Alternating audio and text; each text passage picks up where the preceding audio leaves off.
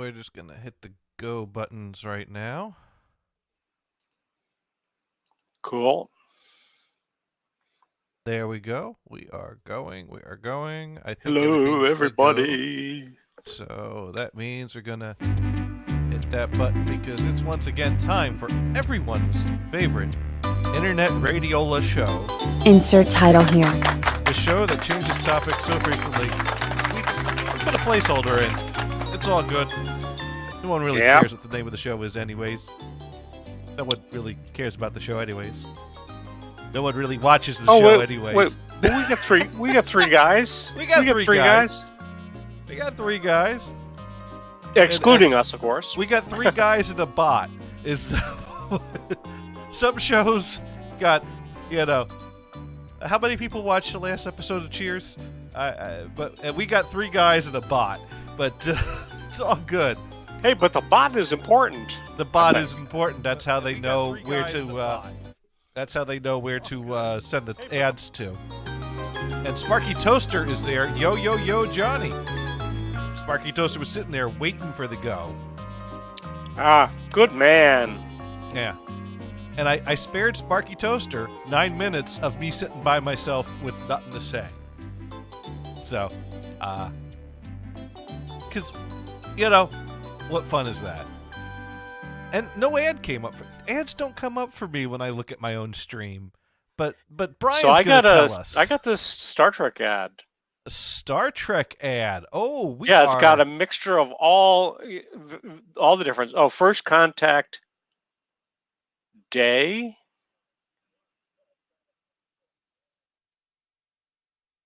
Not to you. I don't know. First Contact Day. I don't know what that means. All right. Well, yeah, I'm rolling with it. Is it a video game? I don't even know. We'll just say brought to you by Star Trek. That's all we need to know. Yeah, there you go. All of them. That's all three, right? Yeah. Earlier in the week, I saw that Riker was getting his own series. Now that was April 1st that I saw that announcement. So you can't believe a damn thing for April 1st. I don't think that was real, but my first thought when I saw that was, well, that's interesting. I'll probably watch it. Oh, wait, it's April 1st. Yeah. Have to wait for that confirmation, right? Right. That's okay. April 1st, I also saw the announcement of one of those audiophile stereo audio equipment companies was releasing a new piece of retro hi-fi equipment that plays music on 3.5-inch floppies. And the best part of that was it actually has a button on it labeled Freebird, which for a music player device to have a button dedicated to the playing of Freebird. And they talked about how they were able to get most of In-A-Gadda-Da-Vida on one disc by reducing the sound quality. But that's okay. Because it's In-A-Gadda-Da-Vida. But anyways, that was some but great... who doesn't love that anyway, right? Oh, who doesn't love In-A-Gadda-Da-Vida? Sparky Toaster writing in, I just had 9 extra minutes of watching a hot babe somewhere else. Well, that's... Whew. Brian, you and me, we give up like 2 solid hours of babe watching every week to do this show. Exactly. We sacrifice for you. That's right. And it's nice to have friends that will also make that sacrifice. We all come to the 2-hour sausage fest as a sacrifice. So I wouldn't describe this as a sausage fest. Maybe a shit show. Hey, guess what? What's that? I got a new thing. Got a new thing. Is in your pocket? No, it's out there. Okay. Well, that is a box of some sort in a plastic packaging. Duo. If I can get it without the. Fuck. Monsoon? It's hard to get it without the glare. Monotron. Monotron. We talked about these probably more than a year ago, maybe even 2 years ago. So I've already taken it out of the package. I just wanted to show you the package. So, see, it's very tiny. In fact, when I opened it up, I was like, holy shit, that's even tinier than I imagined, even though it is pockets. Oh, I don't have a pocket. It is pocket size, but it's really cool. And it's supposed to have a speaker in it. I put headphones in it. Got my microphone here, so if we might be able to hear it. Okay. Oh. It makes sound.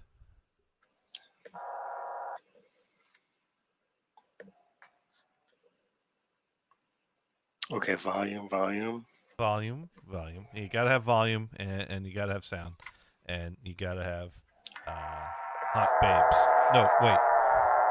The hot babes come later after we make the hot sounds to entice the hot babes.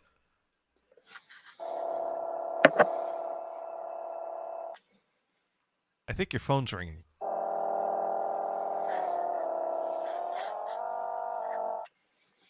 Anyway, it is kind of cool. It is cool. It is.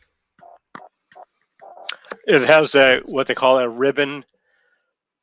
As I have it behind my name, Yeah. it has a ribbon keyboard.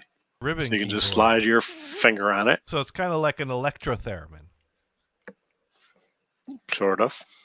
Yeah. Like it's variable pitch, but you physically touch the thing and slide your finger along it. Right. As opposed to a real theremin that you move your finger closer to an antenna. The theremin, you would actually touch the band, and it was something like that was used on Good Vibrations. And this has two, and the original Star Trek theme music, right?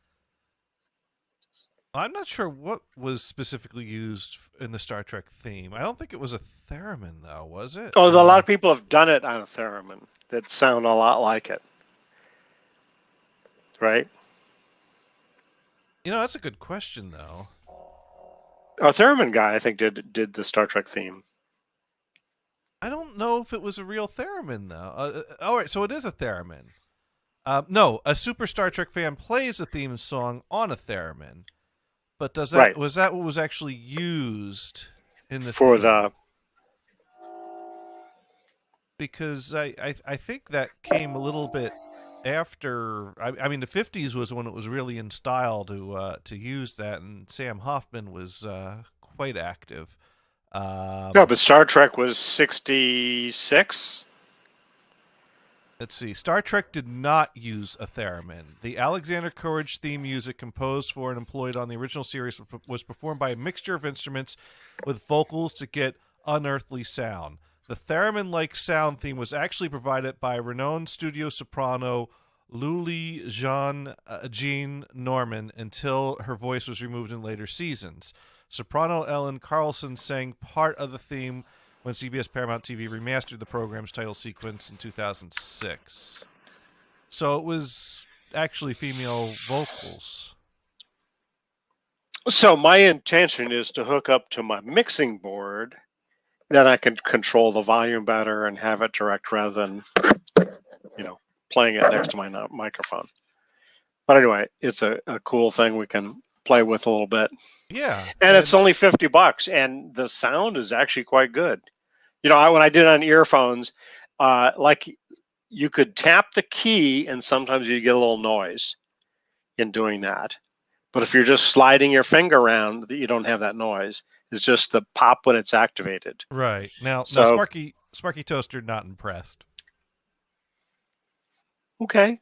I think it's cool though, but it just speaks to how cool the Rubik's Cube tissue box is. Exactly. But anyways, no, that's cool. I mean, you can put it in your pocket, and so when you're bored and you're on the bus, you can whip it out and play with it. And then they have a companion object thingy that's the same size. Mm-hmm. That is what they call the monotone delay. Okay. Again, and it's about $50, $45 or whatever. Yeah, it's not bad. Yeah, no, I think it's really cool. Yeah. So last week we left off with a broken computer that I thought should be able to be made working again. Yeah. And the thing is that my troubleshooting skills, I needed. Sometimes I don't think of some of the obvious troubleshooting steps. Sometimes you just miss the obvious things in front of you. Yeah. Because I mean, obviously, I stripped it down. I had it down to motherboard, power supply, video card, because you got to be able to see what you're doing. And I tried multiple video cards. I tried multiple power supplies, and I removed every add-on I could think of from the board. And I mean, I took the RAM out and got an error code that was looking for RAM. I put RAM in one stick at a time, RAM that had been working. Now, Sparky Toaster writing in, if Brian whips it out while on the bus and plays with it, he might not make it to his destination. If you, he'll get where he's going. 3 hots in the cot, and he'll be all set. Oh boy, that's funny. I'm surprised you missed that. I just slipped that in there with a straight face, and Yeah. it was, I loved how we just moved right along without acknowledging. Yeah. Just keep her going, right? So the thing is, though, is that classic troubleshooting is remove as much as you can and build up. And Yeah. sometimes you got to do that on the virtual level too, because Yeah. when you get down to the problem is likely the motherboard. Well, the motherboard's got a lot of parts on it that can be disabled in the BIOS. So I finally realized, you know what I should do? I should go in the BIOS settings and disable all the onboard things. 2 network cards, a game port, which the game port, I believe, is just pins that I have to add an add-on card for that is probably still in the original box buried in my basement somewhere. The onboard sound card. So I just went and I disabled all those things. And once I did that, bam, Windows install disks were booting and running with no problem.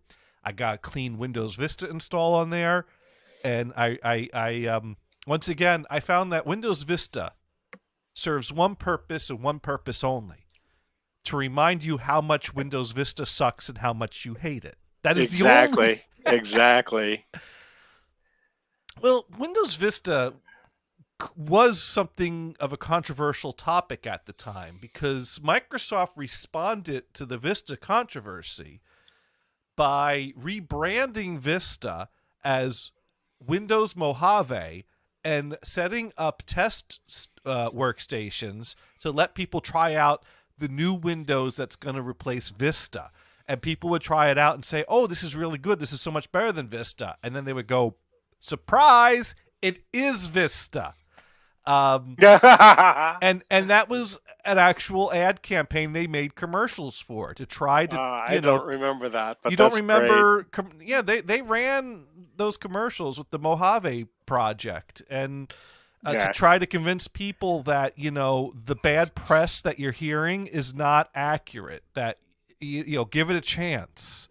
Because they were. Well, I mean, you could take almost any project, any item that's for sale. Mm-hmm. It doesn't matter the quality. You can have some people that really love it and really hate it, right? Yeah, right.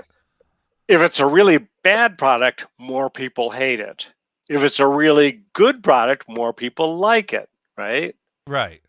But you're always going to get people that'll hate a perfectly wonderful product, right?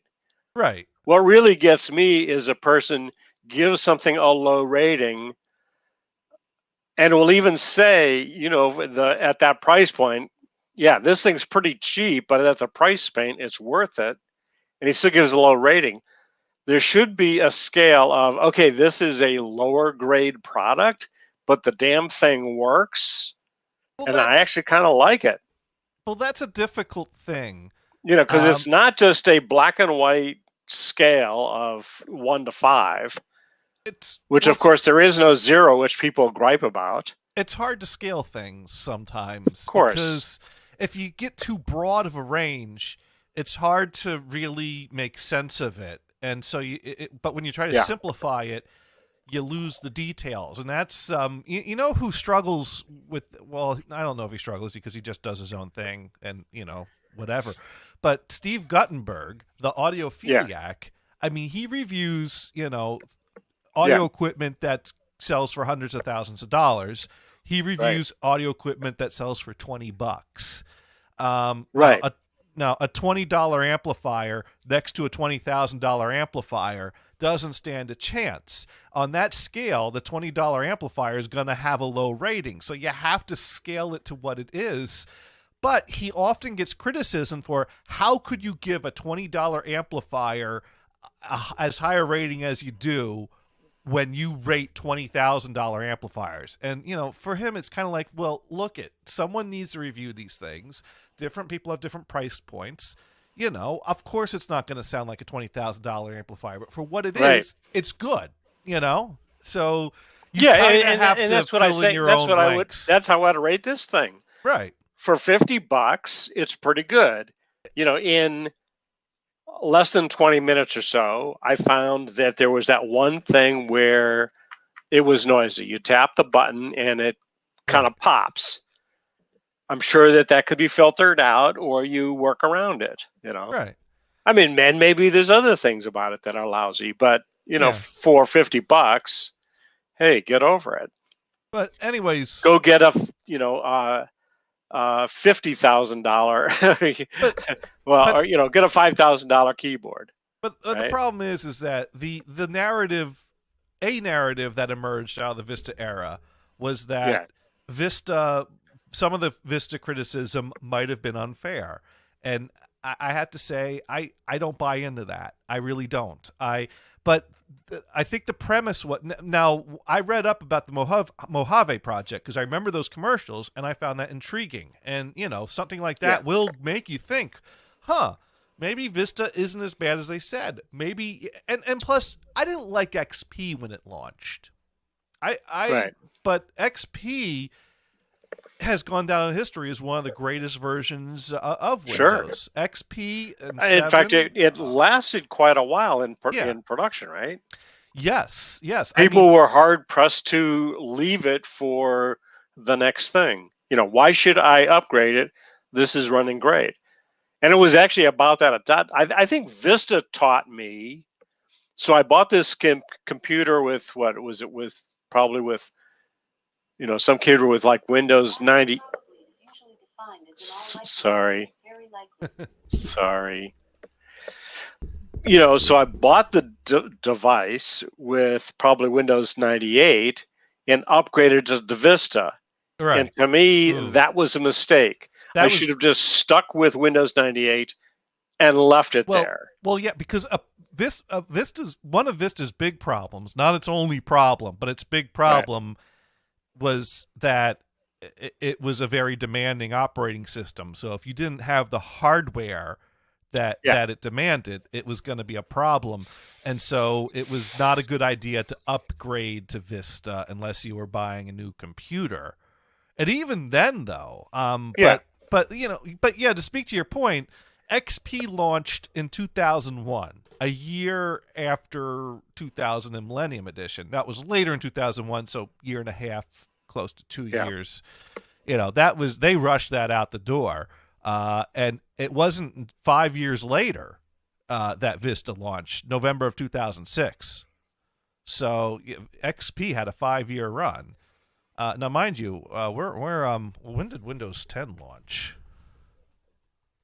Of course, Windows 10 launched 6 years ago, but Windows 10 of 2015 is nowhere near the same as Windows 10 of today. I mean, we're really on like Windows 12 at least at this point. Right. Because they stopped coming out with numbers, right? They push out, 2 major Windows updates that are kind of like service packs every year. And hardware support falls off as those updates go up. And that's the thing that's annoying is Well, let's give a credit to Apple. Well, the and manufacturers don't want to iPhone. be on the hook. If you have an older iPhone, like this one stops at iOS 12. Hmm. Is it 12? And they're up to 14 now. Right. So at some point, apps will no longer be available for it. Right. At some point, the hardware won't evolve to a newer, and those handhelds, they control it. But a desktop or a laptop, you can update the operating system no matter what. But at a certain point, the manufacturer doesn't. But not Apple products. Not Apple product. That's the difference.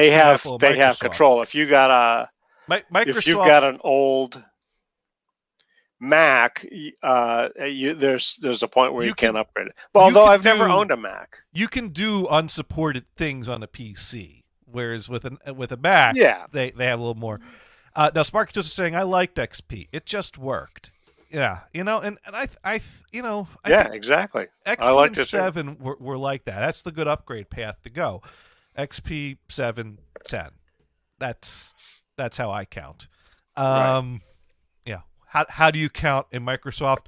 1, 2, 3, 3.1. But 95, again, you have to be careful 98, of me, XP, Vista 7, 8, 8.1, 10. That's how to count to 10.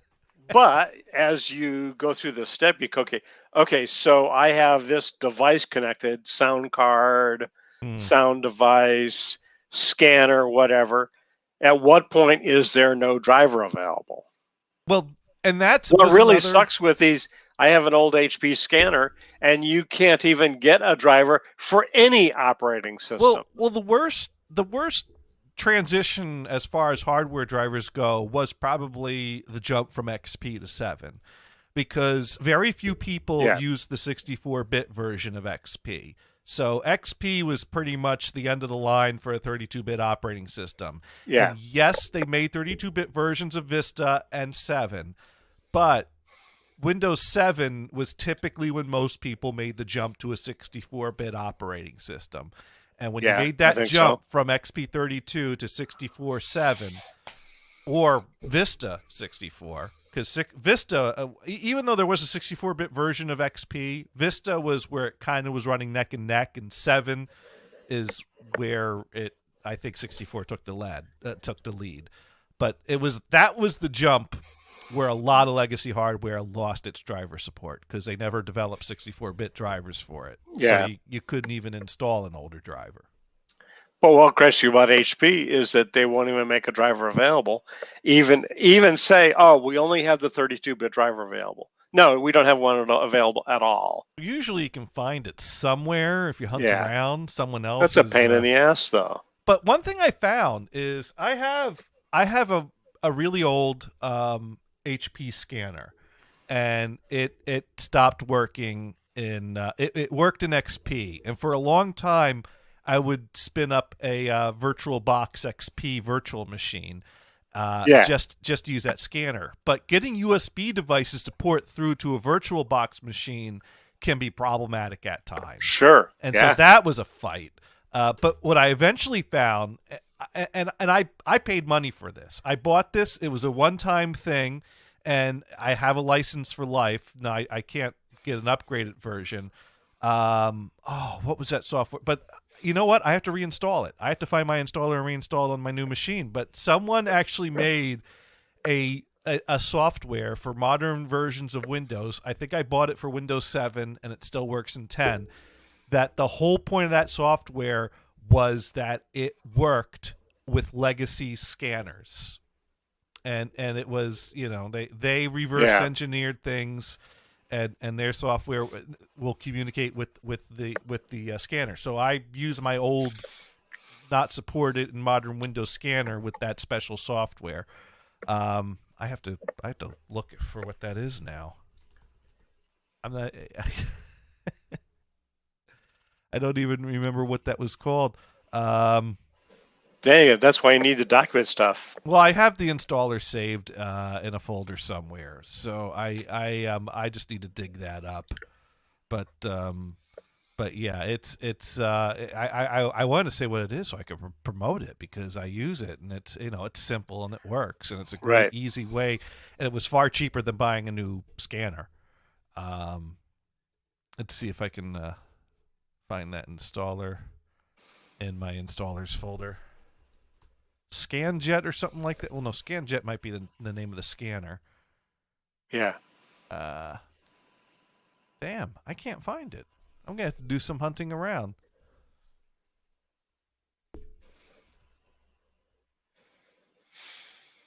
ViewScan, VueScan, ViewScan. Hmm. It's at hamrick.com, HAMRICK.com. And it's a really, it's a small little program. It's got its own little interface that will detect and work with your scanner and let you, do the preview, scan, and save it. And I mean, because there are people that are running home businesses out of their home that, scanning paperwork was into their software was an integral part of their business. And then they upgrade their OS and the scanner stops working. And it's like, what, I got to spend a few $100 for a new scanner? I barely make that. Yeah, right. Depends how well the home business is doing. It was a tough call when I bought the thing. Right. But as usual, it's the small business that gets screwed. Yeah, it is, isn't it? But anyways, Sparky Toaster. Oh, like the city of Oakland decided that you can no longer use gasoline-powered lawn equipment. A lot of it's 2-cycle engines, so you have to have electric rather than gasoline, right? What's this now?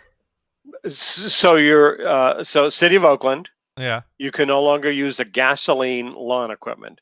Oh. That would be your leaf blower, your lawnmower. Are they out ticketing your people? Weed whapper. I don't know how they're enforcing it. Okay. Yeah, that's the question. But the small business guy gets screwed because if he gets caught, he gets fined. He has to replace all of his equipment. What I would do is kind of go, oh, okay, well, eventually I have to go all electric, but I'm going to have to find some new clients outside of the city of Oakland. Yeah. Tell the clients, you're going to have to find somebody else because I can no longer do this. Sparky Toaster Redding, I have a vacuum tube AMFM radio. Can't get tubes right anymore. Guess it's time to buy a transistor radio. Oh, you can get tubes. eBay, right? Yeah. Yeah. Doing running in, you could take a pic with your phone camera from 4 feet away and still have better DPI as that old scanner. Not quite. I mean, a camera and a scanner are two different things. Yeah, can your camera print or create a PDF file? It probably could. Look. You would probably have to create it as JPEG and then convert it. Actually, my brother came up with this simple little script in Linux, where he has this directory, this folder full of JPEGs or GIFs. Okay. And he runs it through this script, and they all get converted to JPEG. Okay. To PDF. A scanner is a more controlled device. I mean, if I point my basically, the only reason I have the scanner is when I do my 8-track to DVD conversions, I like to have an image of the 8-track tape to come up on the screen when playing the thing. If I take a picture of an 8-track tape, you get shadows, you get lighting, you get glare, you get all these elements that you can't control. If the camera's not held dead on, it might be at an angle, and then you gotta. Whereas if you lie the 8-track on the flatbed and you close the lid and you scan the image, you get a flat, squared, even lighting image of the 8-track. So sure, no distortion, et cetera, et cetera. Yeah, sure, I could get just as good or better DPI by pointing my camera at it, taking a picture, but it's going to be a picture of an 8-track tape. It's not going to be a scan of the face of the 8-track in a very controlled, even lighting situation. So you know what some people are doing? They're taking their old scanners, putting it on a box with a lens, and using it as their sensor for a camera. So the scanner becomes a camera. But of course, when you've got an 8x10 surface, you're going to have unbelievable resolution. I don't think that works like that. No, it does. No, people are doing that. It scans across Honest. slowly. It's not a So camera. you're not well. If you've ever used a 8x10 view camera, you expose the film slowly. You're not going to take it to that sporting event because everything would be blurred. But that's not how any modern camera works. I mean, a scanner as a camera would be, sitting perfectly still for, 5 minutes. Well, SLR film cameras had a shutter that basically was a wave across the film. We've gotten so far off topic, though. So that's when you look at like a helicopter blade or something like that, and the thing appears bent because the thing has moved on by that before that window goes past. Of course, the window goes like. Anyways, getting back to the topic, because we've gone so far down, it's like. Well, let's see. We were talking about these things, right? Oh no! That was the first distraction. We finished that topic, but no, you're welcome. Distraction. You're welcome to make some music to bring to next week's show to show us, what you absolutely made of it, and yeah. Now, Five at Dune writing in, ooh baby, hold still for 3 to 6 minutes. Right. Yeah. Pretty much. That is well. When you looked at the old photography from the 1800s, everybody sat still for quite a while. No one alive today ever had to sit still that long to take a picture, unless you had a grandmother that had to take 20 damn pictures before you could all leave. But from her little pocket, with the turning flash cube that you had to change every 4 pictures, and that's about the extent of our experience. Anyways, so and we all couldn't wait until Photoshop was invented. So right? So the point is that this motherboard that I figured out when I disabled all the onboard stuff, it actually lets me install Windows. I just I looked back into the specs on it because I was curious about it, because may as well check it out a bit and tinker around with it before I put it away. And it came out when Vista was the prime OS, and I mentioned that last week. And so I thought to myself, if this rumor that Microsoft wanted us all to believe is true, that Vista works perfectly fine when people don't know it's Vista. And the other thing that kind of came out, that a lot of Vista's problems was trying to use it on older hardware. And here is, a decent motherboard of the Vista era designed to work with Vista and with Vista drivers and a 64-bit processor. So you'd want to use a 64-bit OS on this. And I used primarily 7 on it. But I had used 32-bit XP on it for the first few years I had it without even knowing it was a 64-bit processor, because I basically bought a few Ricoh recommendations when I just needed to build something that worked. I thought, well, let's find out. Let's see what Vista can do on this thing. And so I installed Vista 64 on it, and I couldn't make it do anything I wanted it to do. It was, now the motherboard I think has some problems. Like I said, I had to disable all the onboard devices just to get it to be stable. I couldn't install the video card driver for the video card I put on there. Whenever I did that, that would cause it to not want to boot properly anymore. I was able to get it on the network by enabling the first network card in the BIOS. The onboard video card, the onboard audio card is shot. I would install drivers for that, and everything, it just made crackle sounds. That's all it would do. I'm curious if the digital outputs work on it though, because it's got both coaxial and optical digital out. But that was the extent of my Vista experimenting, and I was like, well, let's see if we get an XP64 on it. That installed on it, that works okay. I installed some drivers, it crashed. So I put Windows 7 on it, and I'm like, well, that's there, but what do I really need with a 7 machine?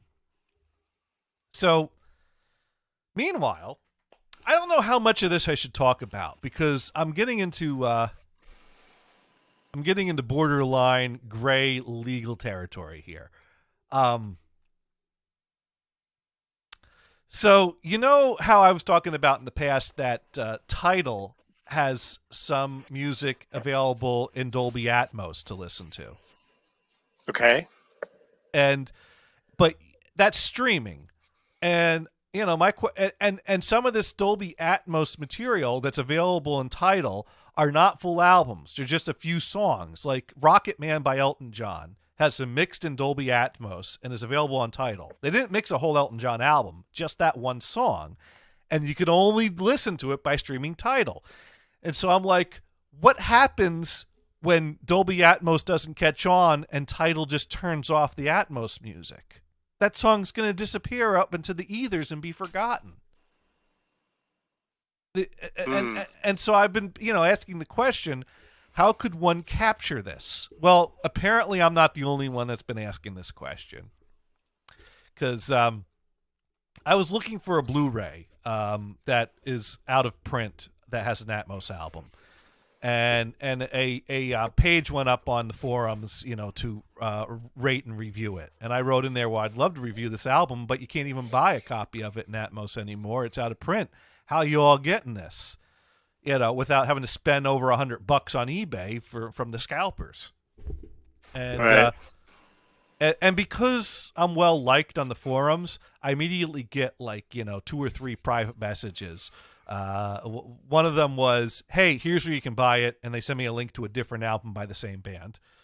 Someone sent me a message that said, I could give you a rip of mine. And then he said, oh, actually, I was confused. It's the other album of theirs I have. I don't have that one. And then another guy said, well, I bought it and I didn't like it so much. I'll sell it to you. How's $15 sound? And that... that was great. So problem solved there.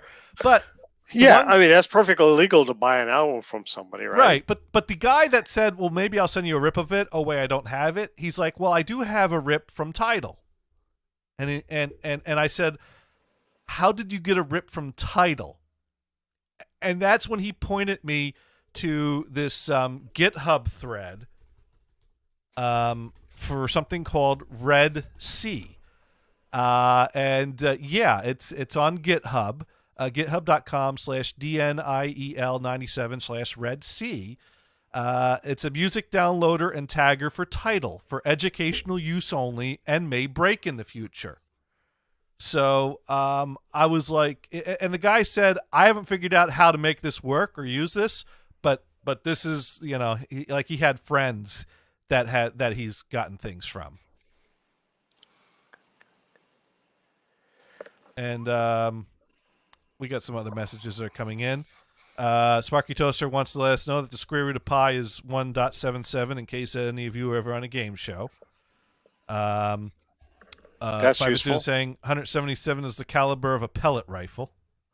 There are 177 honeycombs in a 12-ounce box of said cereal. I think I tried it, but the player did not auto crossfade. I don't know what that's in reference to.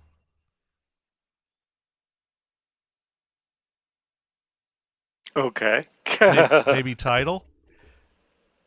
I don't care about auto crossfade for streaming because I subscribe to Tidal strictly for the Atmos music to check it out, and I figure, well, I'll keep it for at least a few months. Right. So, anyways, that's what I found, that there's this software. Now, of course, the thing is, it's an open source type of thing for Python, which means that You have to follow very specific instructions to install it. The instructions might leave out a few steps that they expect people will obviously get, which is the type of thing I'm always screaming at people. How do you expect me to know that? How was I supposed to know that? You didn't include that step in there. That was a step I needed. Why was I expected to know that? Tech people are the worst at writing instructions. Absolutely the worst. That's why I always pawn that stuff off on someone else. Well, yeah, like I have this notebook computer. I install Linux on it, and there's a couple of non-free objects I need to have installed, and there isn't a clear instruction on how to do it. Right. One of them is for Wi-Fi, therefore it's plugged into a cable. It's kind of a pain in the ass. Yeah.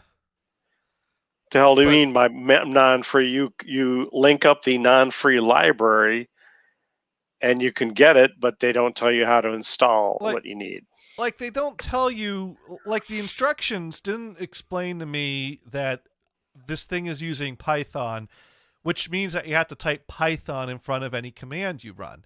Now, that's easy to figure out, and I understand why, if you use Python all the time, you wouldn't think you'd have to tell someone that.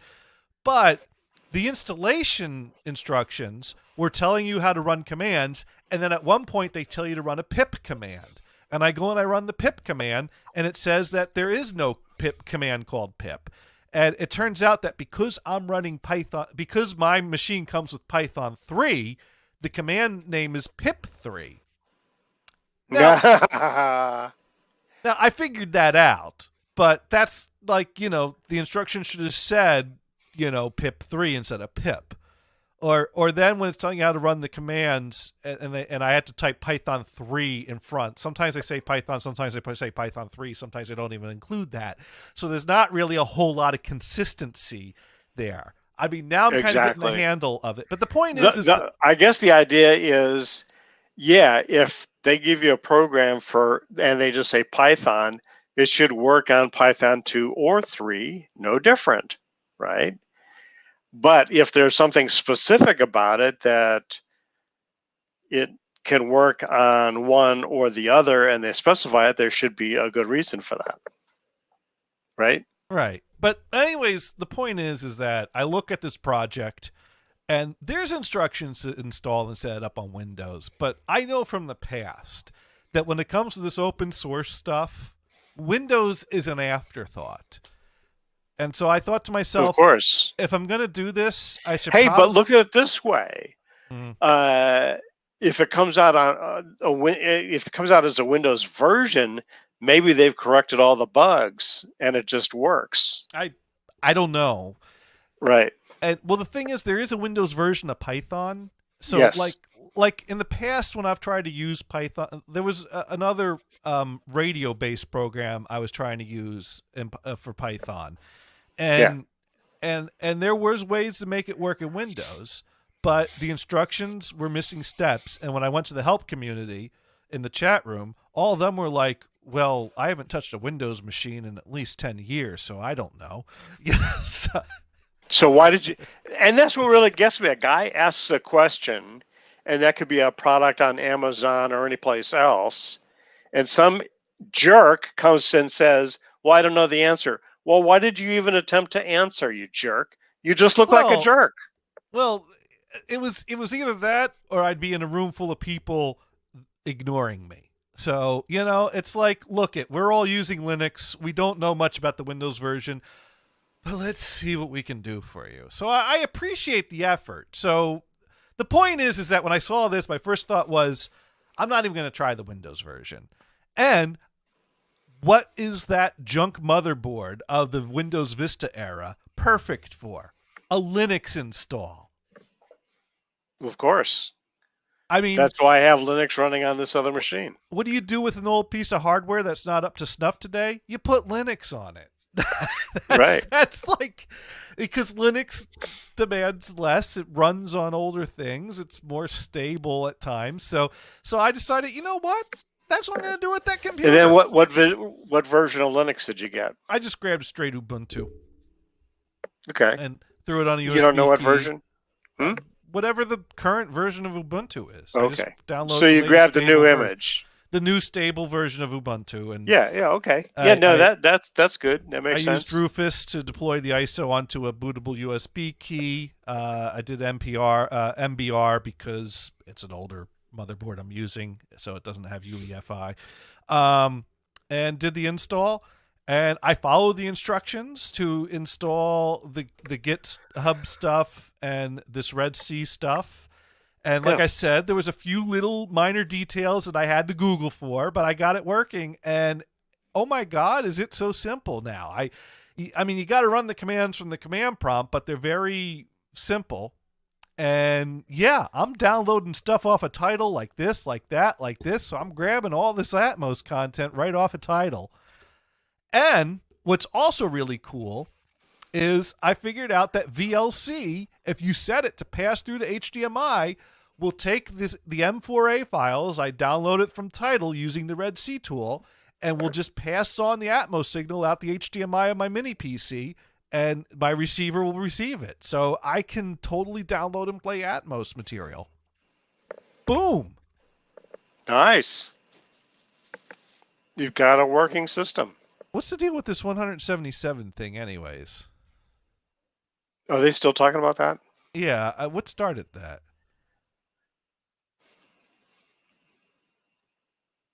I don't remember. oh, that was the pi squared? Well, yeah, but what even started that? That came out of nowhere. I feel like we're missing something.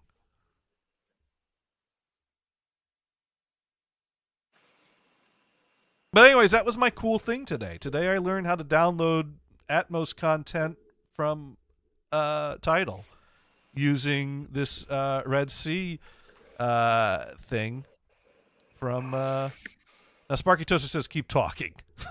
Yes, right. I take orders from no one. Right. Yes, actually we're going to sit here for 5 minutes with dead air. Oh no, we're just joking. 5 minutes starting now. You failed. You couldn't do it. I know. Brian just couldn't do it. Anyway, so that was cool. I think that was the first time I tried to do some sort of open source software that involves running it from the command line of a Linux machine, and it actually worked without much issues.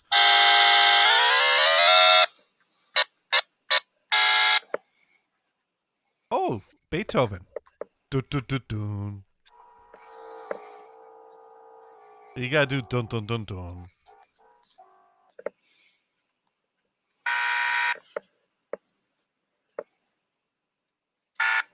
So, anyways. So, Brian, Whatever. how was your Easter? It's all right. We've been getting into the series on Amazon Video or Prime Video or whatever you want to call it. Uh-huh. They need initials. Wait a minute. I hate freaking initials. AP. Right? You watching Whatever. the latest on AP, right? Well, it's not the latest. It's actually been out a couple of years. A series called Goliath. Okay. The lead character is Billy Bob Thornton. Okay. I really wasn't a fan of his, really. But getting into this, like, okay, I can see why he's popular. Mhm. He's kind of a crazy guy. I mean, the actor is, not the character. The character is a hotshot lawyer that got fired from his firm, and because he's a drunk, and he smokes and does all kinds of bad stuff, he just has to be a very good lawyer. And the whole first series has to do with this one case about a guy that was killed on a boat. Very complicated story, and the whole thing. Goliath. Let's see, what does it mean? You've got the small guy, which is Billy Bob Thornton, going Okay. against the giant corporation. That would be Goliath. Okay. Because when you see the picture, you see Billy Bob Thornton and you see a crow and you go, which one is Goliath? Okay, the crow has nothing to do with it. Okay. Okay, you figured it out. So it's a lawyer thing. And one of the main writers, producers is David E. Kelly, who does lawyer kind of stuff. He was Boston Legal and The Practice. Yeah, yeah. He was like in CSI, although you kind of go, okay, so this is not like Boston Legal at all, because Boston Legal mix a lot of funny stuff with kind of real topics. Well, he also did Ally McBeal. Well, see, there you are. Why am I explaining it to you? And Boston Public. Why am I even telling you the detail? Okay. So that's the one I do. I do Ally McBeal, I mean. Whoops. Yeah. Anyway, so it's very, it's the type of thing where the episode ends with pretty much a cliffhanger, so you gotta watch the next episode. Well, the worst. There's a number of times we've sat down to watch a single episode, and it ends up being 3. It's like, damn, I hate that fucking show. No, actually, it's really good. I hate it so much, I binged 3 of them. Right. We kind of did the same thing with, and some of the characters from House of Cards are on it, and and other characters from other shows that are like, okay, that kind of makes sense. This is dark. It can be violent, a bit sweary. There's nothing wrong with sweary. Yeah, right. But it's just the thing. Really well written. Oh, cool. That's the kind of things we liked about Boston Legal. Besides Shatner and James Spader. Yeah. Now, Dune running in, the acronym is TCOOI. What is that? I mean, the only acronym we were looking for was one for Amazon Prime streaming, but I don't see where TCOOI fits into any. Yeah, what is that? The cool online only interface. It's the best I can come up with. But thank you, Dune. So you binge watched Amazon Prime for Easter. I watched a few episodes. I think we finished season 1, and we got in like 3 episodes. Yes, we did binge watch it. That'd be 4 episodes. So no Easter dinner or company? No. Just Company. Who's doing Company yet? Wow, no. Are you vaccinated next year yet? Number 2 is tomorrow. Number 2 is yeah. Well, I'm going to take a number 2 tomorrow too. But actually, I just did a number 2 earlier today. I just got an email at the start of the stream letting me know that I could expect another email to come in tomorrow that will give me a link to sign up for another email that will let me sign up for an appointment for my first shot. So excellent. So there we go. Yeah. I got the email letting me know. Now, mind you, I've been getting emails letting me know that I'm not up yet, but I will be getting more emails with more updates. No, that's cool. So, I've known people, they got in early, okay? Yeah. But dude, you were on hold for 2 hours to get an appointment? So, we're on, Kaiser, which is California, right. An outfit in California. And we're waiting for them to come through with the goods, but also Contra Costa County came through. So I was signed up for both. And the first guy that gave me an appointment email, I went with them. So I went with Kaiser, and my wife was doing the same thing. Her first one came from the county, so she went to the county to get her first shot. Right. And she'll get her second shot in a couple weeks. Right. Now, Kristen got her first shot. And good. Now, because she has asthma, so she was actually on the last group. But now a new group is opened up, and I believe I'm on that group because now I'm getting emailed. It's almost time to book your vaccination appointment. Expect another email tomorrow with a link you can use within 24 hours to make an appointment. You will be able to choose an appointment from the options provided. If you cannot find a date or time that works for you, you don't need to do anything else. After your link expires, if you have not booked, you will automatically remain on the sign-up list to receive future invitations to book. So I don't know if that means I've been selected to receive an invitation and that the people that are selected are guaranteed to get a slot, or if everything's going to crash tomorrow and I won't get an email, or I'm going to get a link that takes me to a crashed website. Or Okay, you're worrying way too much. I think you'll be getting an email for an invitation to make an appointment. Weighing out, and it will be smooth as Brian. Smooth as your number 2 that you're going to do tomorrow. Brian, you're confusing laying out the possibilities with worrying. I'm not worried. I'll get the vaccine when I get it, but I'm also a realist, and I know that it's a little naive for me to expect that I'm going to get right in on the first day they open it up to my group.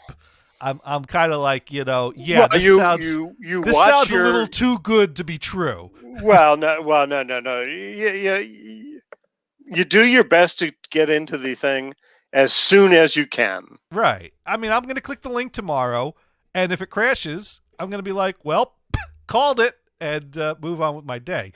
But if I get my appointment, I'm going to make my appointment, and I'm going to get out there. Dune writing in, Bry's favorite TV show. Oh, I guess TCOOI is the acronym for your favorite. What's this show you were binging? Goliath. Oh, the COOI is an acronym for Goliath, obviously. Is it? I don't. Maybe I'm confused. What Dune's? Maybe Dune's watching a different show. Because I said I don't know what this is an acronym for. House of Cards is on Netflix. So. And then I don't know. Oh, and the other night, I have watched some show, and my wife won't have anything to do with it. Just a few episodes now and then of The Walking Dead. Okay. It is obviously dark. The world has come to an end, as it were. Right. You've got the walkers going around, which you stay away from. Right. Try to shoot them in the head. Yeah. Only headshots. They use the word Walking Dead or just walkers rather than zombies. Mm-hmm. So I watched part of an episode of actually one of the spinoffs, Walking Dead, Fear the Dead, I think it's called. And it was really cool, really scary. And I woke up in the middle of the night with a nightmare about zombies or walkers. Oh, nice. Yeah. So my very first Walking Dead nightmare. Well, yesterday we went to Kristen's parents for Easter. Good. I made a carrot cake because that's been my latest go-to dessert for Easter. I figure, Easter bunny eat carrots, carrot cake, Easter dessert. Wow, that is the best stretch of the day. You know what? It works though. No complaints. Yeah. Hey, it was with. I could go for carrot cake with a cream cheese frosting. Oh my gosh. Yeah, I'm there. Yeah. And there's plenty of leftovers, so Chris and I will probably have some cake tonight after the show before we go to bed, unless she's already eating it because 10 o'clock might be a bit late for cake for her. I don't know. Anyways, point is, there was cake. But mind you, Kristen's dad gave me his Oculus Rift because he bought himself like the newer version of the Oculus, like the Oculus S.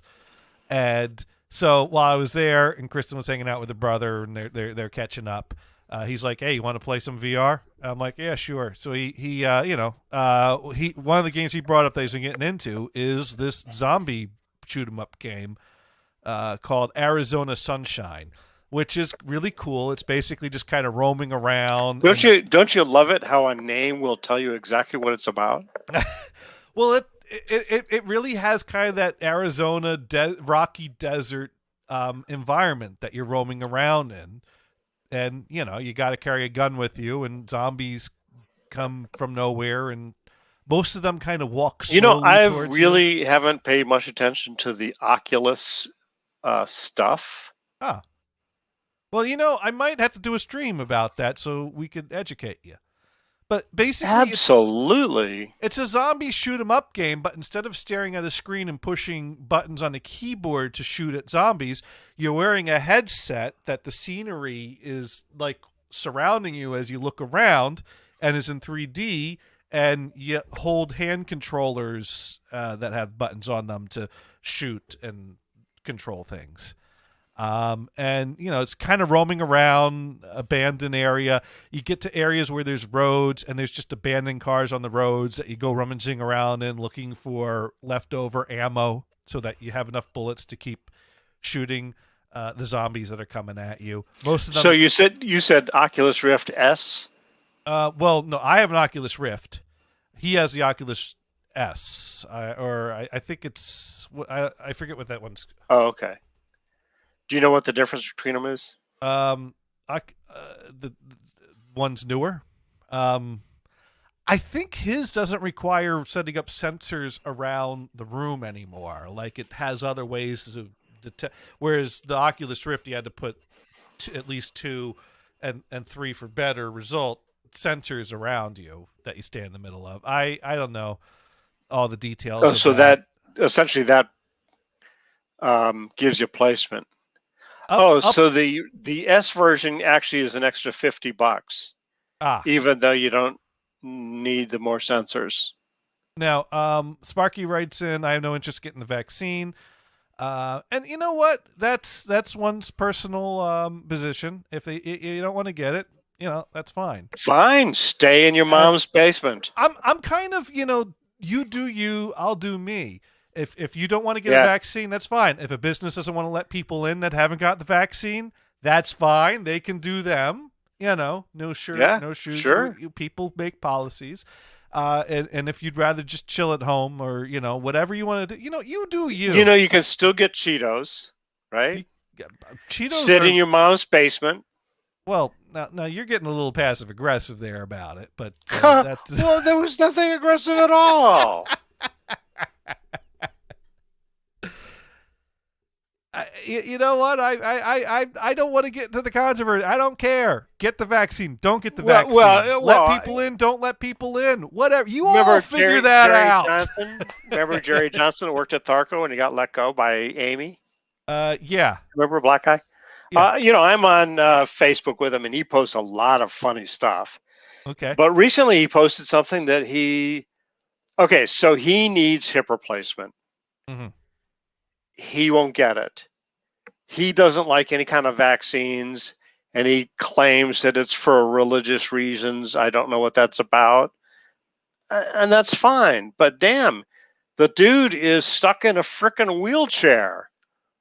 Oof. A little hip replacement would do him wonders. Yeah. There's a lot of stuff that he wants to do. He wants to go, he's down in Santa Cruz. He wants to go fishing. He wants to do this and that and the other thing. He just got into this apartment and then he ended up in the wheelchair and it's on the second story. So the wheelchair is a problem. Right? Is he going to get a hip replacement?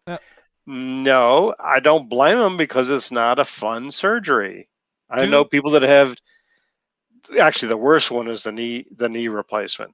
Okay. That really sucks. But again, it's up to you, right?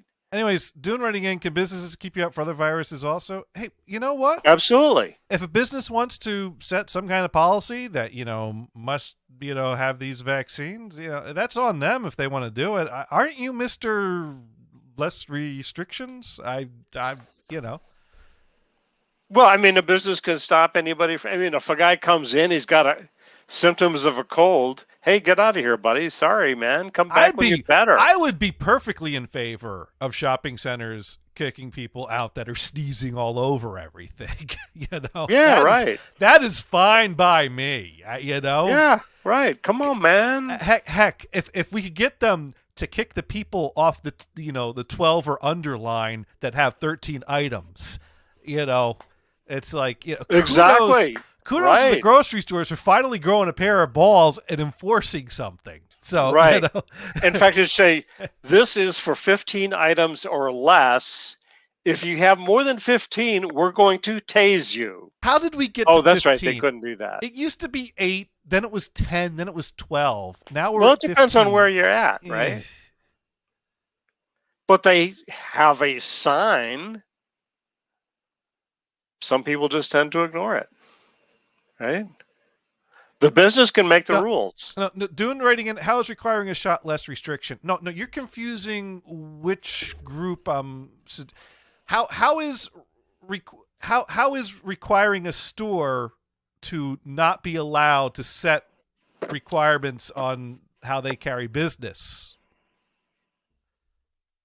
Anyways, look, dude, you don't like the store's restrictions. Don't shop there. Isn't that the way that works? If you don't like it, don't go there. Isn't that? Yeah. No, and well, in fact, it was kind of interesting where the governor of Texas says we no longer have mask restrictions. Oh no, you mentioned But Texas. Yeah, and a lot of companies says no, we're going to still require masks. Now, when it comes to a vaccine, it's a little bit early yet. I have to say, if there were any way I could just that I could just observe without it being a pick a side thing. Yeah. I just find it interesting that a city decides a city in Texas decides they still want to have mask restrictions. The state decides. I haven't heard any city saying anything about it. No, it's either the state level with the governor or the individual companies. No, it was a thing. I think Austin was still trying to have mask requirements, and like the state threatened to sue Austin if they didn't lift their mask restrictions. Yet the state of Texas loves to sue the federal government if they try to impose their will on them. That was, yes, my bias is you're going to detect some snark there. I'm just saying, I find it interesting how similar positions can flip based on things. Sure. And that happens in a lot of things in life, and we're all guilty of it. I'm not trying to suggest any one side's better than the other. It's just like, the state doesn't like what a city's doing. We want to impose our will on you. The federal government tries to impose their will on the state. Who the fuck are you? You know what I really loved about Singapore? What's that? One layer of government. And if you don't like it, we'll hit you with a stick. Exactly. Exactly. Right. That's it. Break it up, everyone. Right. We made a decision. You don't have arguments between levels of government. We're in charge. In California, that's it. And if you don't like it, we'll hit you with a stick.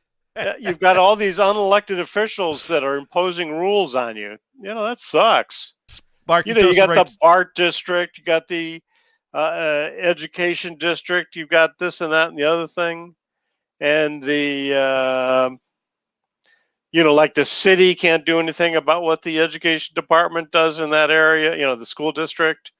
It's bizarre.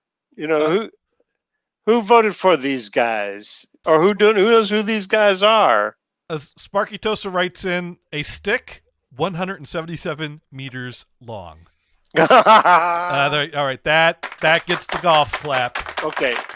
Or is it inches long? That's still a long damn stick. That's a long damn stick. 177 meters. That's a pretty damn. That's That's going to be a little hard to control. It's going to be a little unwieldy. That's. Oh, so this friend of mine in the UK was bragging that he's been doing some bicycle riding lately, right? Right. And he just switched to the metric system, because, when they measure distances in the UK, it's often miles, but they're attempting to go to kilometers. And he switched his bike odometer to kilometers. And he just went the other day. Went 100 kilometers, which is actually impressive considering 100 kilometers. I can't even speak here. Is about 60 miles. That's a hell of a long bike ride, right? That is. Well, I had when I was working at the last job, my supervisor, the guy that I bitch about all the time, Nordine, at least once a week, he would ride his bike into work. Now, mind you, he lived in Providence, and we worked in Boston. So once a week, he was riding his bike. Did you ever count that out? I'll see how far that is. I did, and when I was telling him how crazy he was, not sure why he didn't like me, but I don't remember off the top of my head. Well, you remember Craig Enders would ride his bike to work and home goers. Yeah. Nordine dressed up very much like he did. 17 or 18 miles. So that's not quite, because Boston would be a lot longer than that, right? Yeah, Providence to Boston is about 50 miles. Yeah. So, 50-mile bike so ride if he's to doing work, 50 miles home. Although, so if he's doing roughly, 18 to 15 miles, 18 to 20 miles per hour, it's going to take close to 3 hours to get there. Well, he was very fit. But even still, it would take. Let's even be kind and say it would take 2 hours to get there. That's a long damn way to get. That's a long bike commute. Yes. Yeah. That's why I was like, "Damn, that guy is crazy." Yeah. And of course, our friend Craig Enders went past this little strip center, and this lady just drove out on the street in front of him. Well, Nordine got run off the road by a car one time. He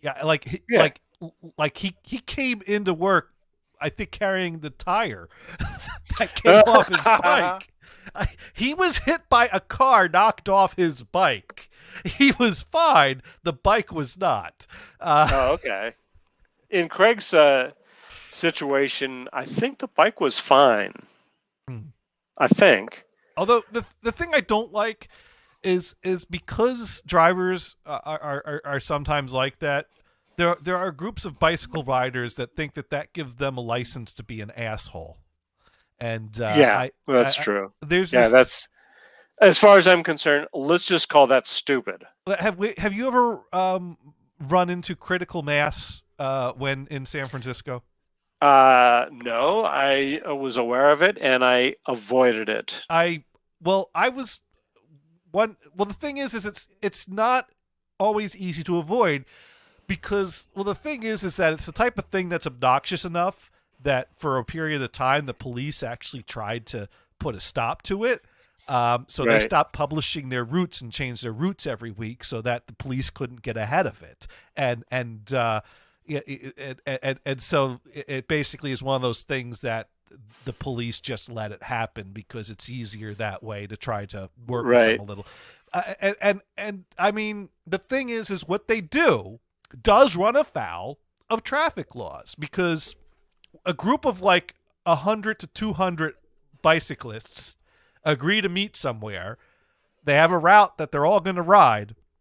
And they're all as obnoxious as they can be about it. Whenever they get to an intersection in the city grid, 3 or 4 of them will just do laps in the middle of the intersection to block it off to all traffic while the rest of the group makes it through the intersection. Now, they claim that this is for safety purposes because the safest way for this many bicycles to ride is to close the intersection off to traffic to let them all pass through rather than to obey traffic laws and stop at the signal and go through in stages. Which means that, like Kristen and I, we were in the city, like we were going to a show or something. And we got stuck waiting 15 minutes to cross the damn road because of these fucking obnoxious jackass bicyclists. It was the most, it made me hate people that ride bicycles. It did not make me feel any better towards them. And I was like, what is up with these assholes? And when I looked into it, I found out that that's their goal. Their goal is to be obnoxious because they think that cars are obnoxious to bicycles, so they're going to retaliate. I'm like, oh, yeah, Right. that's a great way to make the situation better. So it's yeah. It has not furthered their cause, in my opinion. Right. Not to mention, what was really annoying to me was that at least one of them was riding their bike naked, and there are certain things. There are certain things you should never do naked.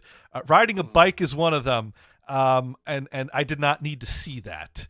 Right. I don't know what it is with San Francisco and male nudity, but it seems like anytime you go there's at least a group of guys that, feel that they need to demonstrate that it's San Francisco clothes are optional and will prove it.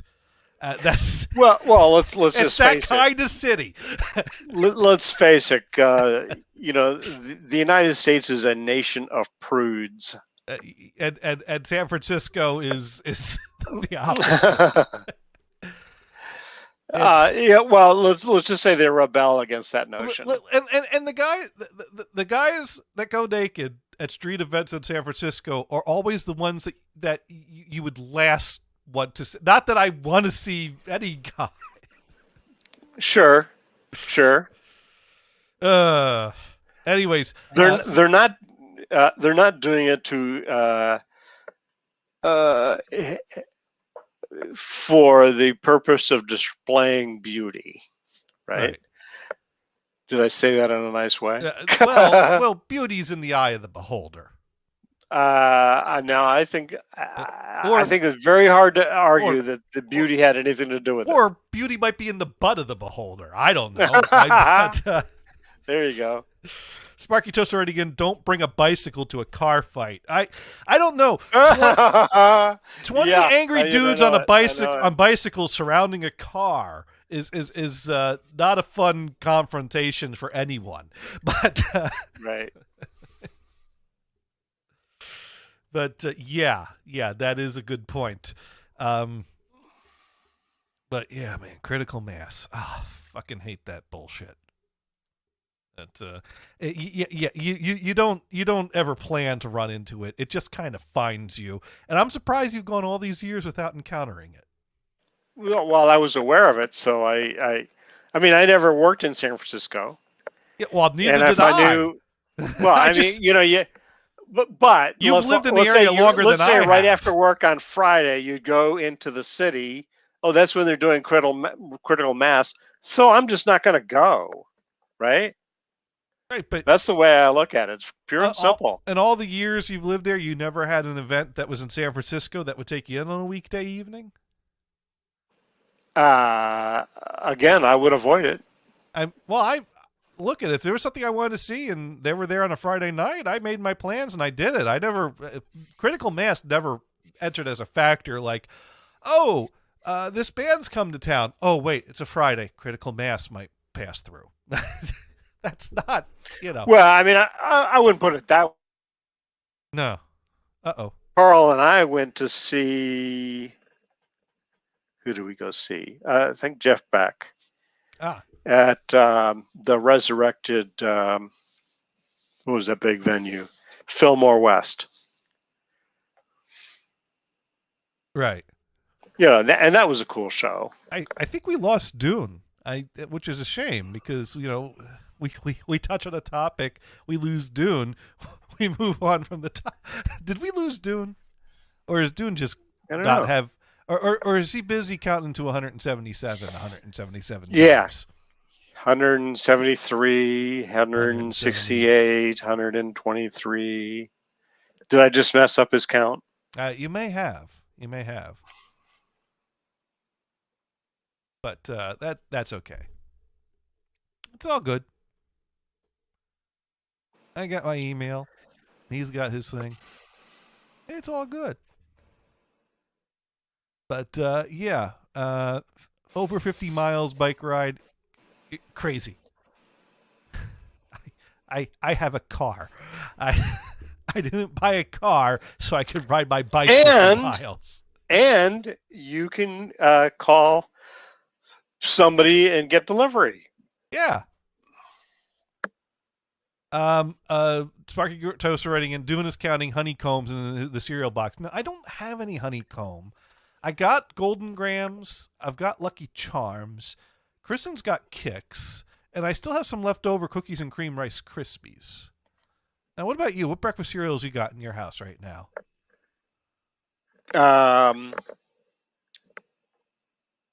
There's a cereal that we have from Kind. Are you familiar with Kind bars? Okay. They also have a cereal. Okay.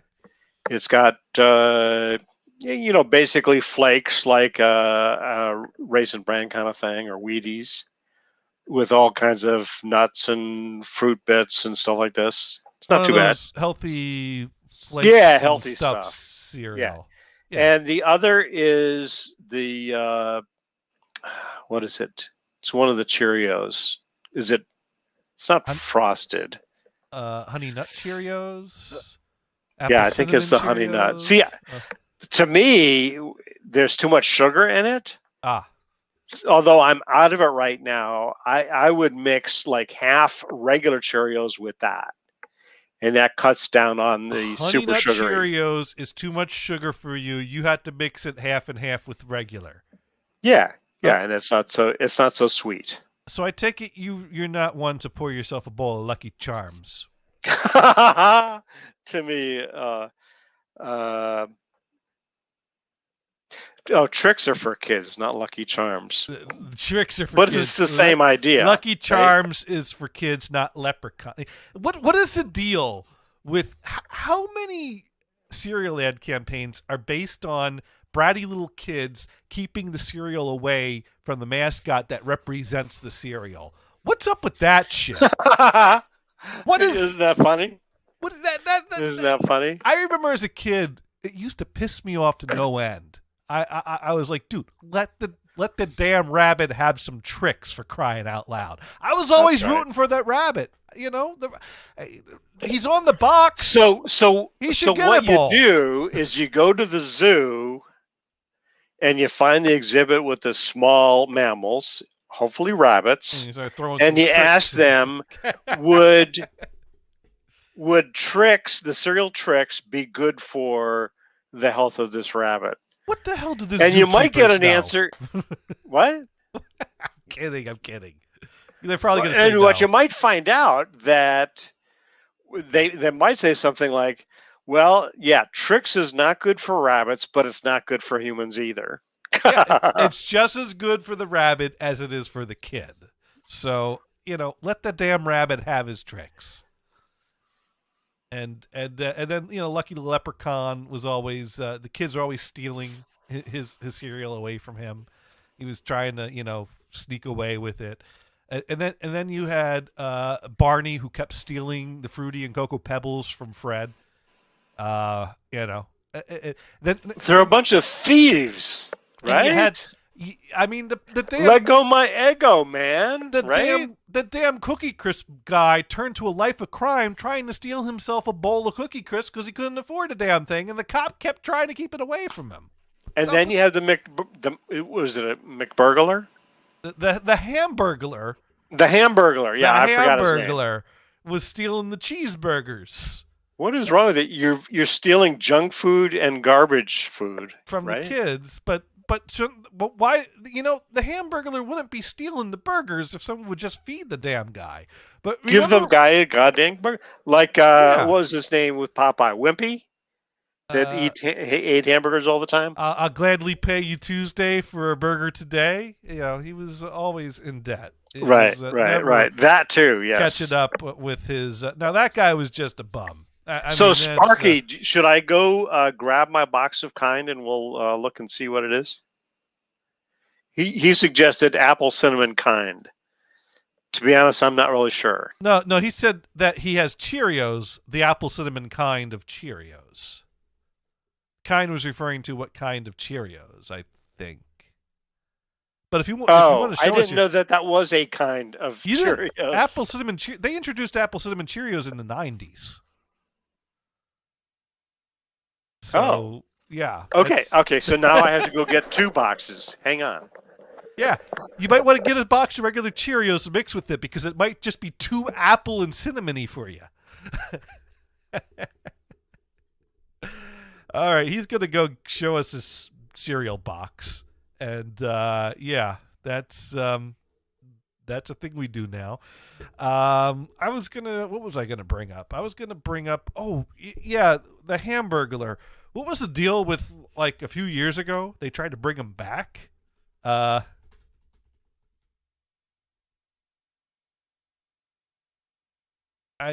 was a weird commercial. I think we might have to revisit that. Like, they brought it back as a real life guy, which was just all kinds of weird. But I'm not finding that commercial online anyways. So just the old school Hamburglar. Hamburglar commercial, new sexy creepy imposter. I don't get it. Okay. Anyways, Brian's back. Yeah, I'm back. Okay. Do you hear me? Yeah. Oh, good. So you're gonna water down your So apples. I owe you $1. Oh, Honey you got Nut the Honey Cheerios. Nut. You got the Honey Nut. Yeah. Yep. Again, let's see. They've got so whole grain oats, sugar, cornstarch, honey, brown sugar syrup, salt, and then a bunch of chemicals that you don't want to know about. Right. Well, That's what I mean. Regular Cheerios doesn't have any of that sugar product. well, actually, the other is Kind cereal. It's a kind of cereal.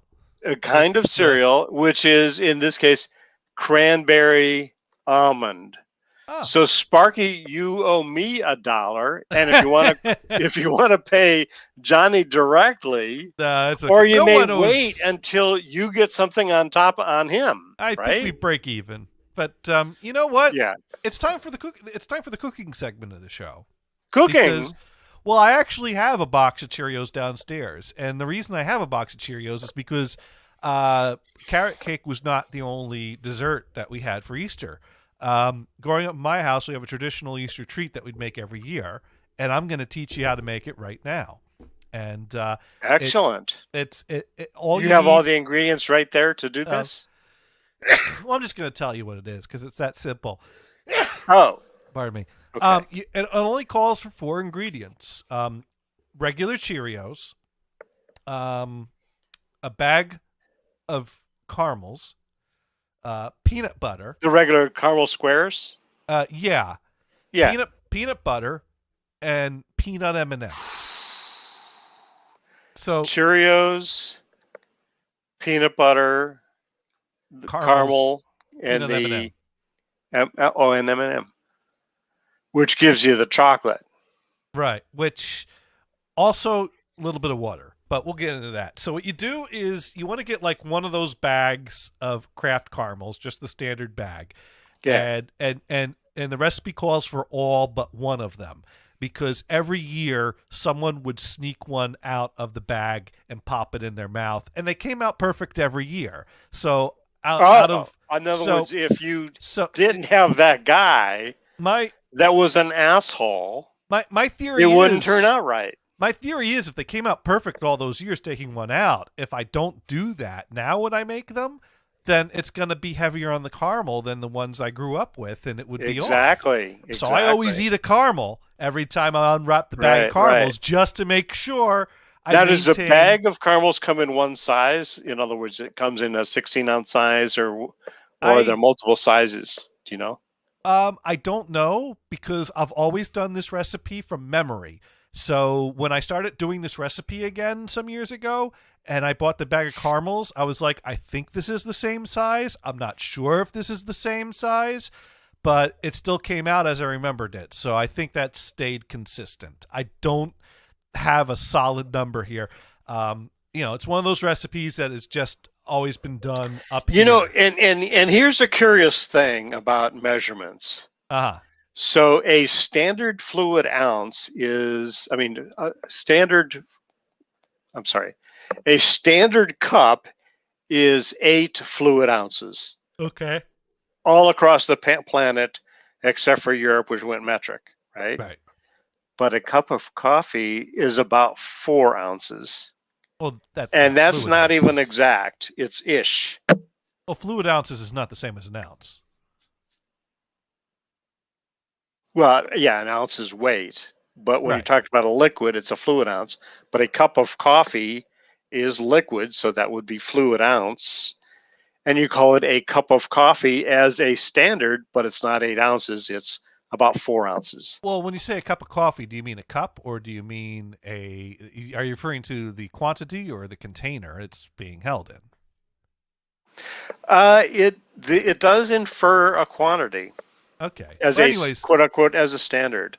well, there's no coffee in this recipe, so sorry, Mars. But so I know. See, and I was thinking about is he even listening? probably not. He would have written it. Bummer. So you unwrap the caramels, and you pop one in your mouth and leave the rest alone. And you put them in like a saucepan or some kind of a pot that you're going to put on over the stove over a moderate heat, and you want to put a quarter cup of water into the pot with the caramels. And now, mind you, since I've always done this by memory, and there was a number of years that passed that I hadn't done this, when I start doing it again, I forgot about the water the first few batches I made. Ooh. And you know what happens when you just melt the caramel and you don't have the water? You make rocks. Peanut brittle.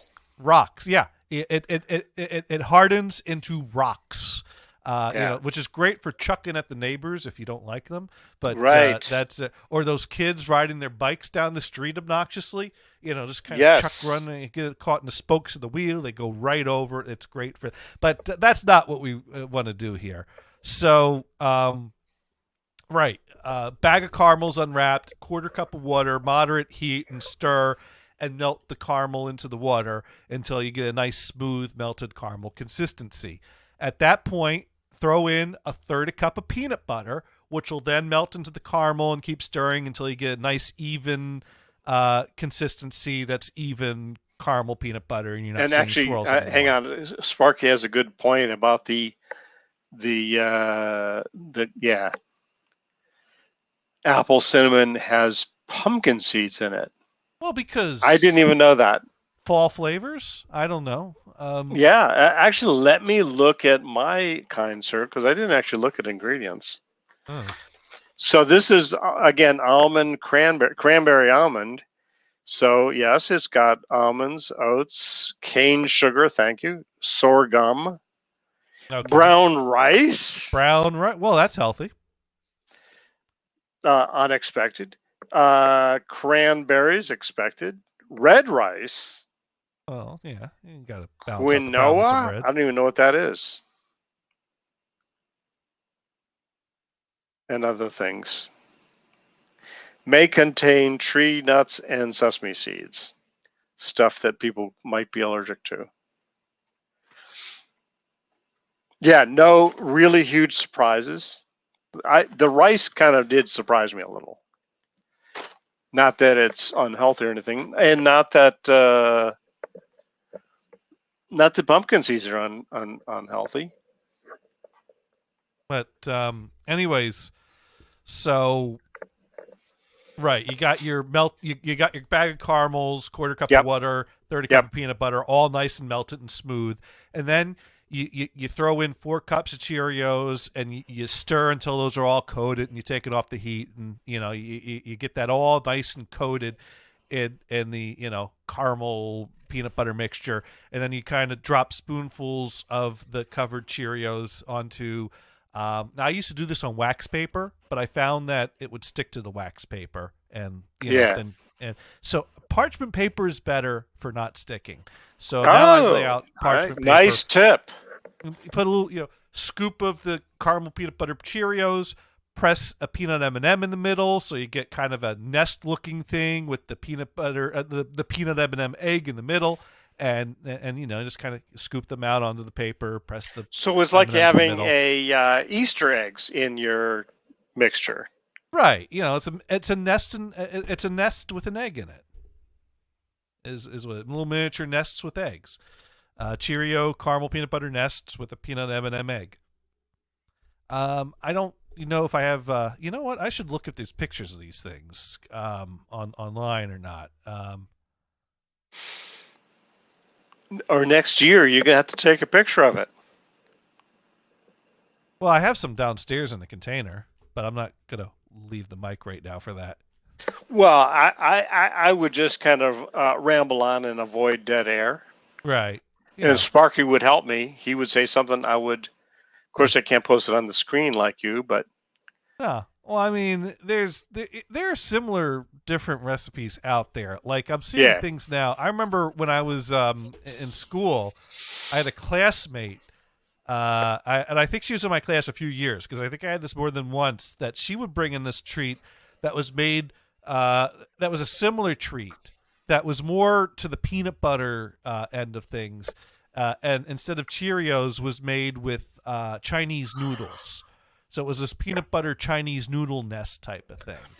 And that one, she never gave me the recipe, but she told me that one called for Reese's Pieces. That it was, melting down Reese's Pieces to put the Chinese noodles That's in. because E.T. taught her how to make it. Yes. There you go. And so because you the got this melted peanut M&M's butter. company would not give them the sponsorship. Right. The fools. But the Atari game sucked. So, yeah. I forget what game. Oh, the E.T. game on Atari. Yes. Oh, right. yeah. That's why most of those ended up in a landfill in the middle of the desert. Yeah. But, Unsold games. Yeah. Ended up in the Yeah. The sold ones ended up in landfills. Yeah. So, but there you go. So there's your Easter treat recipe. You could try that next year. You just got to write that down and remember that. Yeah. Yeah, I wonder. Gee, I should see if I can find a recipe for that Chinese noodle Reese's Pieces thing.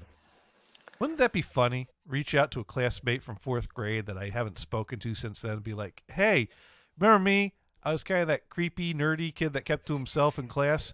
Do you have a recipe for those peanut butter Chinese noodle nests that you brought in back in 4th grade? What do you mean I'm acting weird? What do you mean restraining order? Oh, in Goliath, there's a woman that shows up in the middle of the night with a handwritten restraining order. It's a really funny scene in Goliath, 2nd season. Okay. You kind of go, what the hell? Yeah. And then and he's with this woman, and they are comparing about weird things that have happened. And the lady he's with actually came up with something that was weirder. We don't have to go into that story. That would be a spoiler. Hashtag no spoilers. That's right. Or at least try not to. That may have spoiled it for some people already. Yeah. Now, I'll have to keep you posted what's going on for next week's show, because next week I am taking a vacation. Where are you going? I'm staying right here. I'm taking a staycation. So, you go to the beach or something like that? No. Gothard is vaccinated. And so he can leave the state freely without worrying about having to be tested and things like that. And we're like, hey, cool, come on down for a visit. You're vaccinated, you're cool. We're on our way to getting vaccinated. Maybe it's a little jump the gun, a little early, but he's going to come down, hang out with us, and we're all gonna just kind of have a cool time, chill here. There's plenty of things to do here. We don't have to go anywhere really. We might put on masks and check out a few record stores or flea markets. the outdoor flea markets are good to do during this because you can socially. Well, you'd distance still and- wear a mask. No Right. big deal there. Yeah, we still wear a mask. So yeah, he's gonna. So yeah, I am just taking next week off completely. He'll probably come down over the weekend and stay for much of the week. So he might be here Monday. We might do the show live from here on Monday, or we might just cancel if we're busy doing stuff. I'll give you a heads up in the morning or whatnot. We'll figure that out.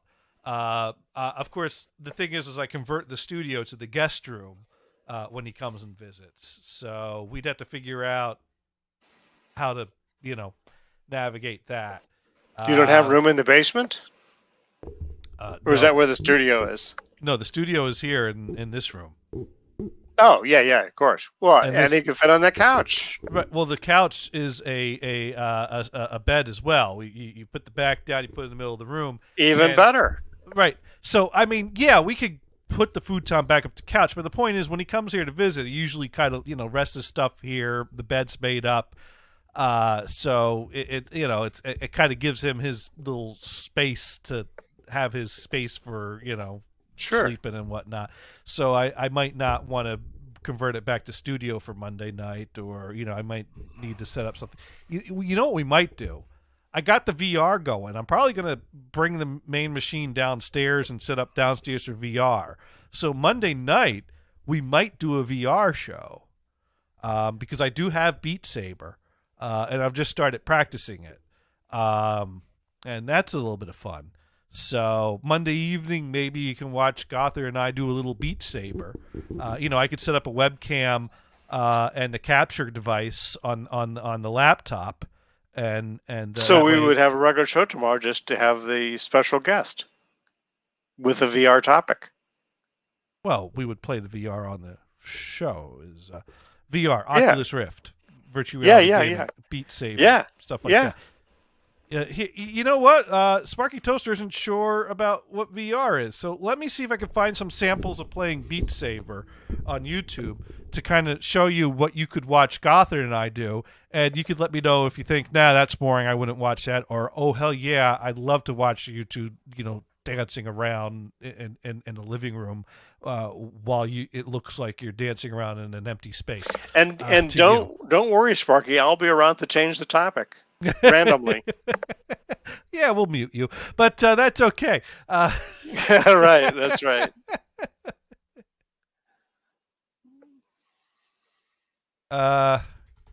So I don't, I got to, let's see. I don't know how people stream it best, because there are some people that stream it that like they put a camera of them superimposed on the capture, but I think that involves green screen, so I don't think I'm quite ready to stream it like that. I might be just, doing a capture of the stuff and a picture-in-picture in the corner of just a living room camera angle to give. But anyways, I'm going to go ahead. This is probably way more advanced than I'm going to take on, because generally the people that are streaming these are well rehearsed and they're professionals.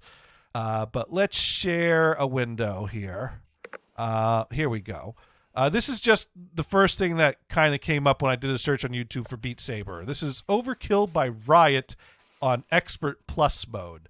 So this is going to be some probably wild movements. So, and this is from Otterworldly. I'm not sure who this is.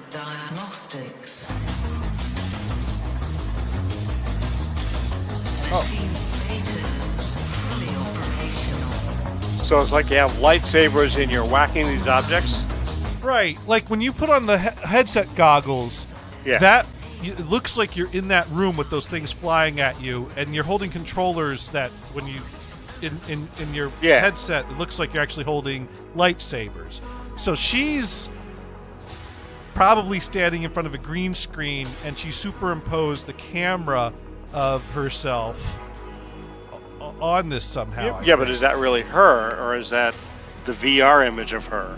I don't know if it could be a VR image. It's hard to tell. And you might have a front view where you don't see her, shall we say, a back view like this, where she's standing I- in front of the camera don't- with her back to I the don't camera. know. Well, here's the thing, though. When I'm in the VR room, I don't see me.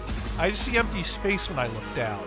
So Well, is I there don't- a different mode that's available? I don't know. I don't know if she's superimposing a green screen image of herself or if that's a VR generated body. I have to research this a little bit more. But you get the idea of the game. Yeah. So No, it's cool. yeah, and you see like the blocks have arrows on them. That's the direction you got to hit them with, and you got to hit the blue saber and the rest of the red saber.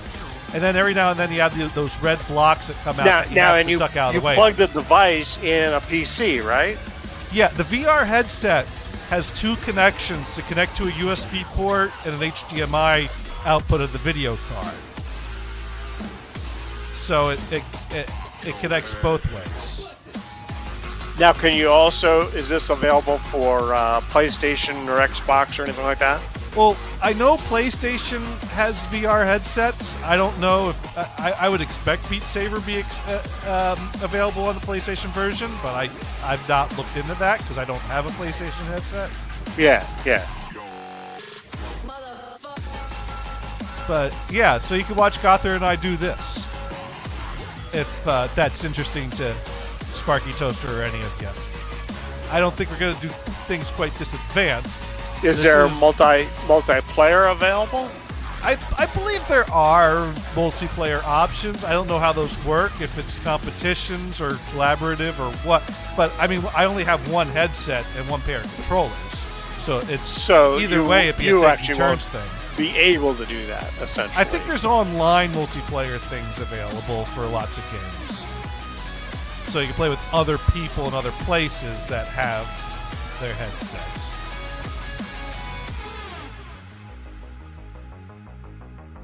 But anyways, yeah, I'm not that good at Beat Saber. I often fail to get through his song. But I'm looking into how to add more music. Right. Because if this is the only music to choose from, it gets a little boring. Yeah, right? yeah. Like I was playing it because Kristen's dad has Beat Saber on his Oculus. And he had some custom music he added, and he added in Electric Light Orchestra, Mr. Blue Sky, which got a nice good beat to it, and I was kind of digging that. But that was like a custom one that he got somewhere. So I went looking for the custom ones, but I can't find the same custom Mr. Blue Sky that he had. I found one, but it was auto-generated, and the blocks were barely coming. It sucked. So, and then I found another one, but it was a cover version, and that sucks. So you need a beefier computer for your setup. No, I need to find the same file that he had. But I don't know where he got that. You know, because people have to create these. I think there are auto-generated scripts out there, but they don't work that great. So she won. It looks like it. Or no, I think she's still going.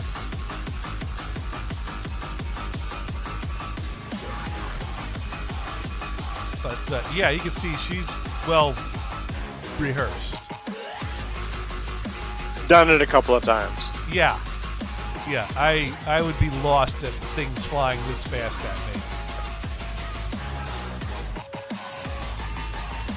I don't know how you keep up with all that. Here's the trick. You keep moving. No, but you gotta. So I was talking to this Air Force officer that flew aircraft, right?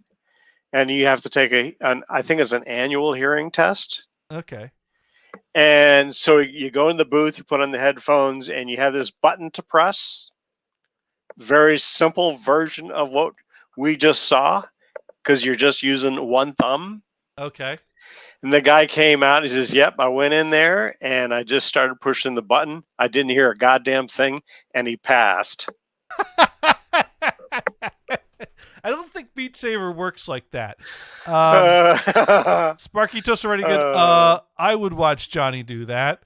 Yeah, see, there you go. Next week. I want to see Johnny do this to the Hokey Pokey Hokey song. Pokey. Oh, that would be your great. Left saber I do too. in, you put your left saber out, you put your left saber in, and Right. you shake it all about. You do the hokey pokey and you turn yourself around. Damn, I wrapped the cord around my neck. Yeah. Yes. Is your headset thing wireless? No, it's wired. You know, Damn. there's a wire that comes out and then splits so that you can connect it to the USB port and an HDMI port on the video card. So, See, what they need to do is yeah. program the VR thing so that you just kind of like turn your shoulder like that, and your whole body spins around. You see, so you Well- don't actually have to spin. Well, It's, I mean, the you know. thing is VR is moving around is one of the shortcomings of VR because you oh, can yeah, only well, but set that's the up whole idea, right? you can only set up so much space to walk around in. So if you and that's where you gotta do things like where you use your controls to kind of point at an area and teleport yourself to another part of the Well, virtual remember when environment. VR was really big and kind of got started out in places like Dave and Buster's, Okay. and they had you stand in this ring that's probably Yeah, I've seen those things with the slippery maybe floor 8 feet wide or something like that. so that you can like walk in place in there. That's what that's Yeah. where we need to go with it.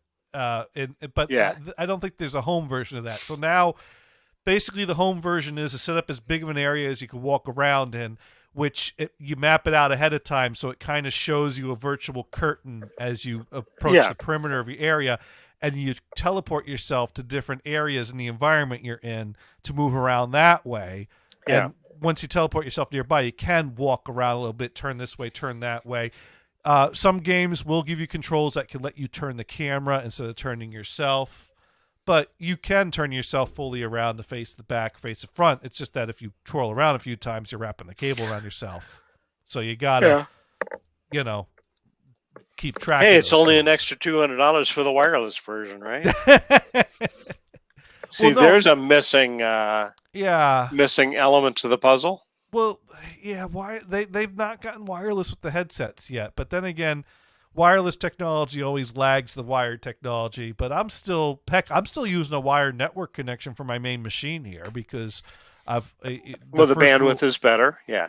the first rule of streaming is if you're going to live stream, it's better to be on wire than wireless. Now that maybe I'm an old fuddy-duddy like that because people are live streaming on their phones on their data plans these days. Absolutely. Yeah. So, yeah. yeah. Well, they're using 5G, which is faster than what you're doing anyway. Well, 5G is limited to its ranges, and it's still not all that Sure. widespread. That's still a problem. I mean, that's still. Hey, up and actually, coming. let me ask you this question: if you were going to buy a new phone today, would you get a 5G phone? Depends on the prices and what's available. It's not a priority. You to can me. get like a Motorola Moto, whatever it is. I think for $100 or $150, something like that. Generally, I get the My brother got a 5G phone and a Moto. I think it was in that price range I kind of because he wanted to use it for actually, well, not really streaming video, but he had a security camera that it would connect to his Android device so that he could monitor this thing remotely. my phone isn't my priority device, so But let's say you needed a new phone, would you get a 5G? That's the basic question. depends on the pricing versus what's available. That would not be a must-have. If the cheap Right. if the cheap option I have that has the space I need doesn't come with 5G and it would cost me an extra $50 to get 5G, I don't know that I'd move for the 5G if that was the only difference because Yeah, I mean, myself, I don't even know. I don't stream Well, let me videos answer to the the question. phone. Yeah. I don't even know what 5G is available in my area or how much it would benefit me. Really, all I need is something that lets me check my email and play some stupid games while I'm pooping. That's Right. Which you could be on Wi-Fi, right? Right. If you're no, but if you're out on the street, whatever, and you want to watch a video, then you want to get 5G, I think. Well, I've been able But to see, watch, I'm like you. I don't sit down and watch videos because but to me, watching a movie on the tiny screen like this doesn't make any sense. well, I've watched YouTube. Hey, I grew up with a 13 Well, inch TV. well, I don't want something smaller than that. well, if I could respond to that, Sorry, go ahead. I have watched some YouTube on the train, and there was a Yeah. benefit to that. And I Yeah. was able to do that with little issue without 5G. So now I couldn't watch Twitch on the train because that it couldn't keep up with. But even so, Oh, nice to know. but Yeah. even so, I don't know how well 5G would do on a train from here to Boston because I don't know the coverage range is not that widespread Now, were through all you remote areas. connected to But cell, or were you on a train Wi-Fi? no, I was not on a train. A train doesn't have a Wi-Fi that really does that Dumb well. shits. No, A big city like Boston. well, some of their trains have Wi-Fi. Damn, you've got Well, let me- Fenway Park there. Some of the trains have Wi-Fi, but the train Wi-Fi generally sucks, and I found that the data plan performed better than the train Wi-Fi. Let's face these. Well, no, that's good information. Well, these Yeah. I've found that public Wi-Fi's generally don't want you streaming video on them. They're there for people to check their emails. Oh, sure. Sure. It Yeah. doesn't- No, I yeah. get it. But we're still early in this whole process. Right. So, I mean, in Singapore, they had free Wi-Fi supposedly all over the island. Not really. And when you did get a signal, it would be so bad you didn't even want to check your email with it. anyways, Sparky's just running in cellular has higher ping times. Doesn't matter if it's 3, 4, or 5G. Just nature of the beast. Yeah. But anyways, the point is that my 3 or 4G or whatever this phone is getting performed adequately for me to watch some YouTube videos on the train. But I really spent most of my time commuting listening to podcasts, which you could download ahead of time a bunch of shit anyways and subscribe to things and then have a library of ready to go podcasts that don't even need your data plan or your signal. So no, I don't have any real need for 5G. Am I saying I don't ever want it or think it's not worthwhile? No, I'm sure I'll eventually have a 5G phone, and I'm sure that, eventually things will upgrade, and someday I might be able to watch and Twitch that's from kind of the what I'm train. thinking. And the You reason know? why I brought it up is But I'm considering replacing my iPhone because this is a 6 Plus. It's getting old. Apps are starting to work wonky. And hopefully a new phone that's faster, that's better, more memory or whatever will do the trick. it might make sense for you to push for the 5G, but because you're kind of in like the tech center of the country out there in the San Francisco greater area there. We're kind of learning that we're in we're kind of an AT&T land, which means Verizon sucks here. In certain areas, it's fine Right. where I live.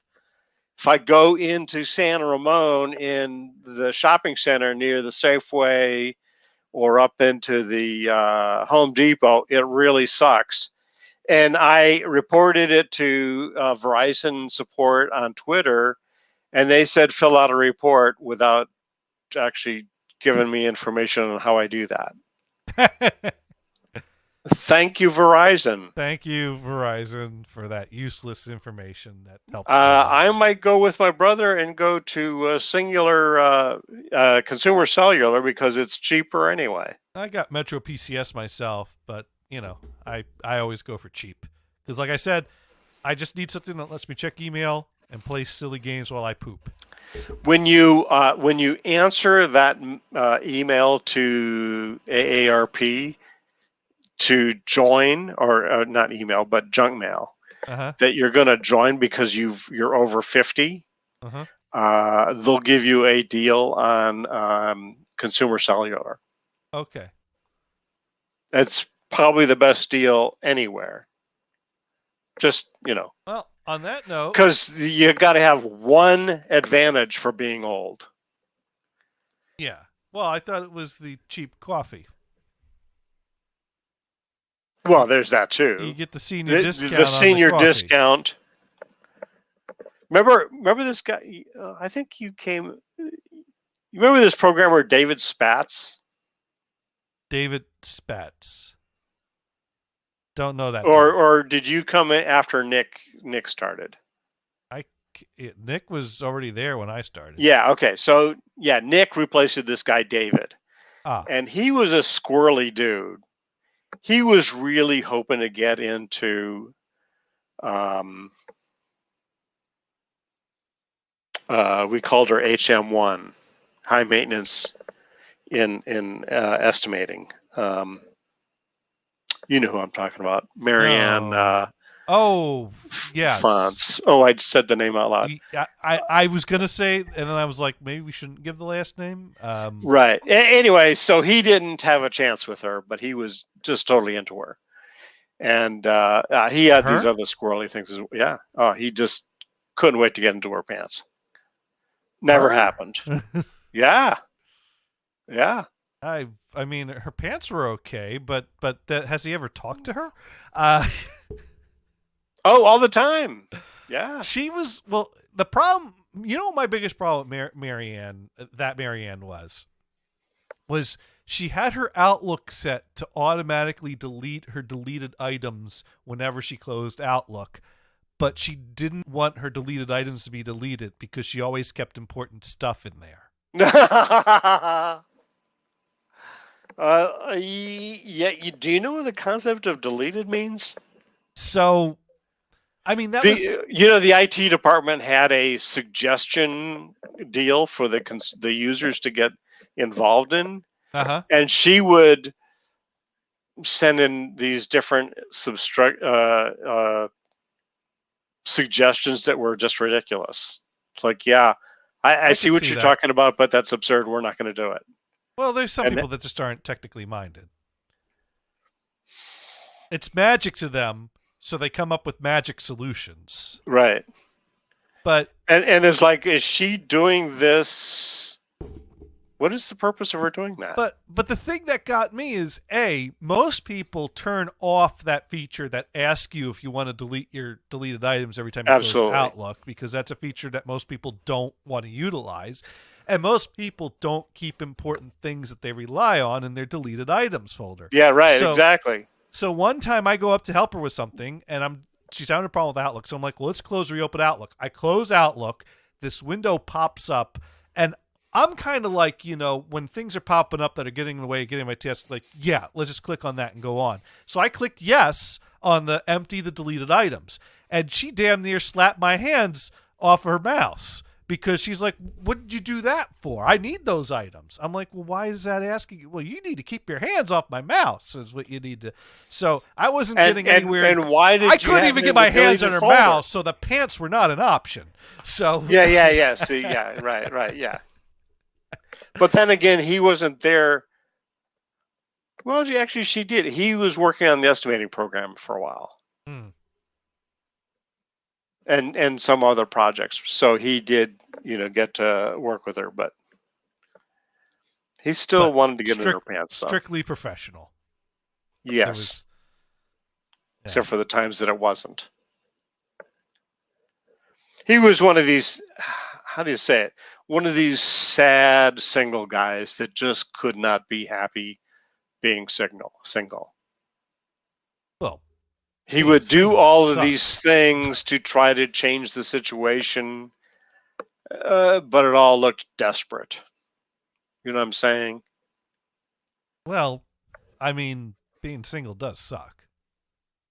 Well, it depends. You just have to. No, it sucks. It's hard to show. We're not single. Confidence. We can admit this now. It's hard to show confidence when you're single. But that's exactly what you need to do, because some schmuck that isn't comfortable with the situation is going to look like a jerk, right? See, Brian, I figured it out early enough, because I was single and I didn't want to be single, and everything I tried to do to get to be not single failed miserably until I finally found the one thing that worked. You know what the one thing is that works What? You get an internet radio show to meet women.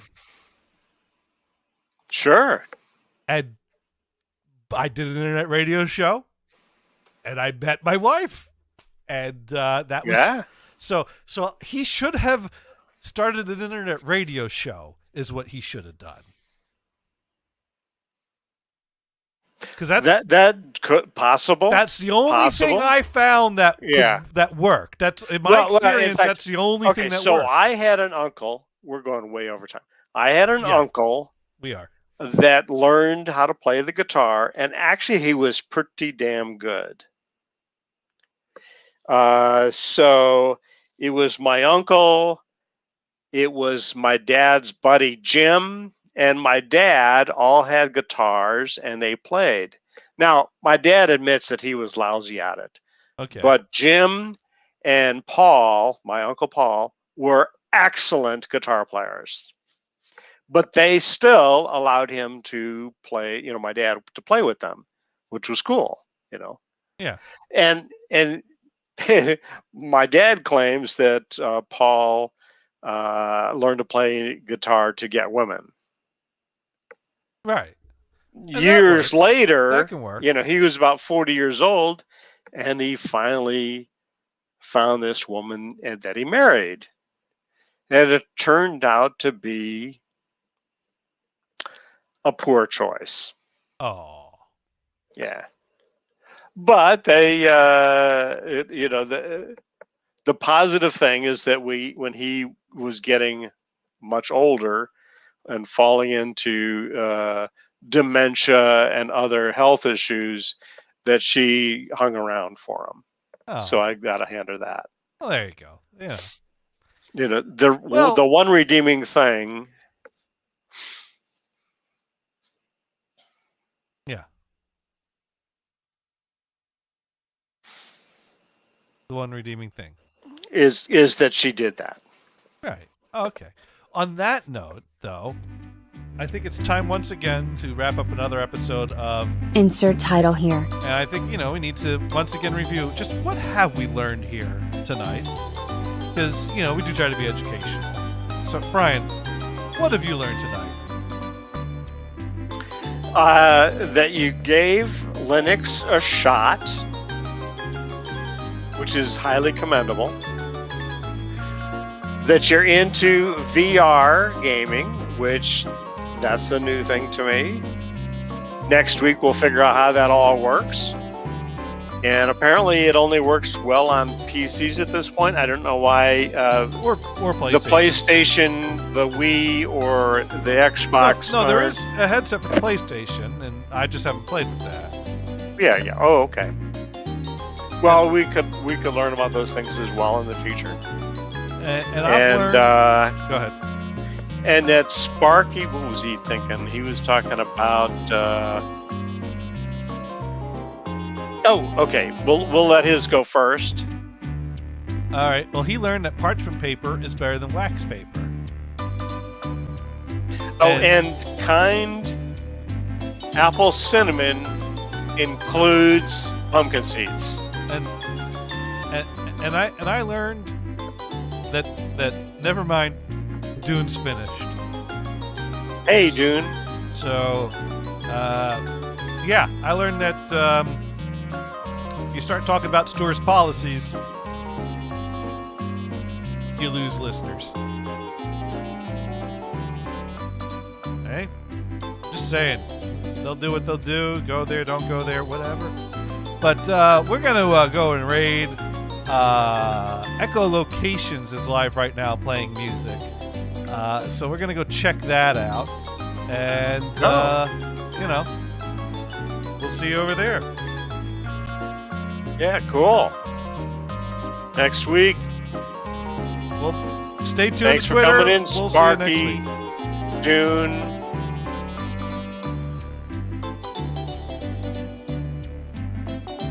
Yeah, store policies. That's another thing that was a surprise. Yes. And yeah, if you guys have been sitting, we're in like the age of like PCs, right? everyone's just So, like sitting at home in their I guess jammies, Local just hanging Locations is around on talking PC. right Don't, now. like, get up, stretch your legs. You know, And Existence All right. 130 do a is couple laps around watching. the house. Everybody's like, what is outside? Hey, Yeah. Johnny Gators, dude, you just rated me. Massive raid, dude. Thanks so much, man. Blues, appreciate the follow. Yeah. Brucos. Great to see All you, right. bud. Well, I'll catch you later. All right. Have a good one. Yeah. Yep. You too. What? Good night. 15 Yep. months. Hey, great to see you, Brucos.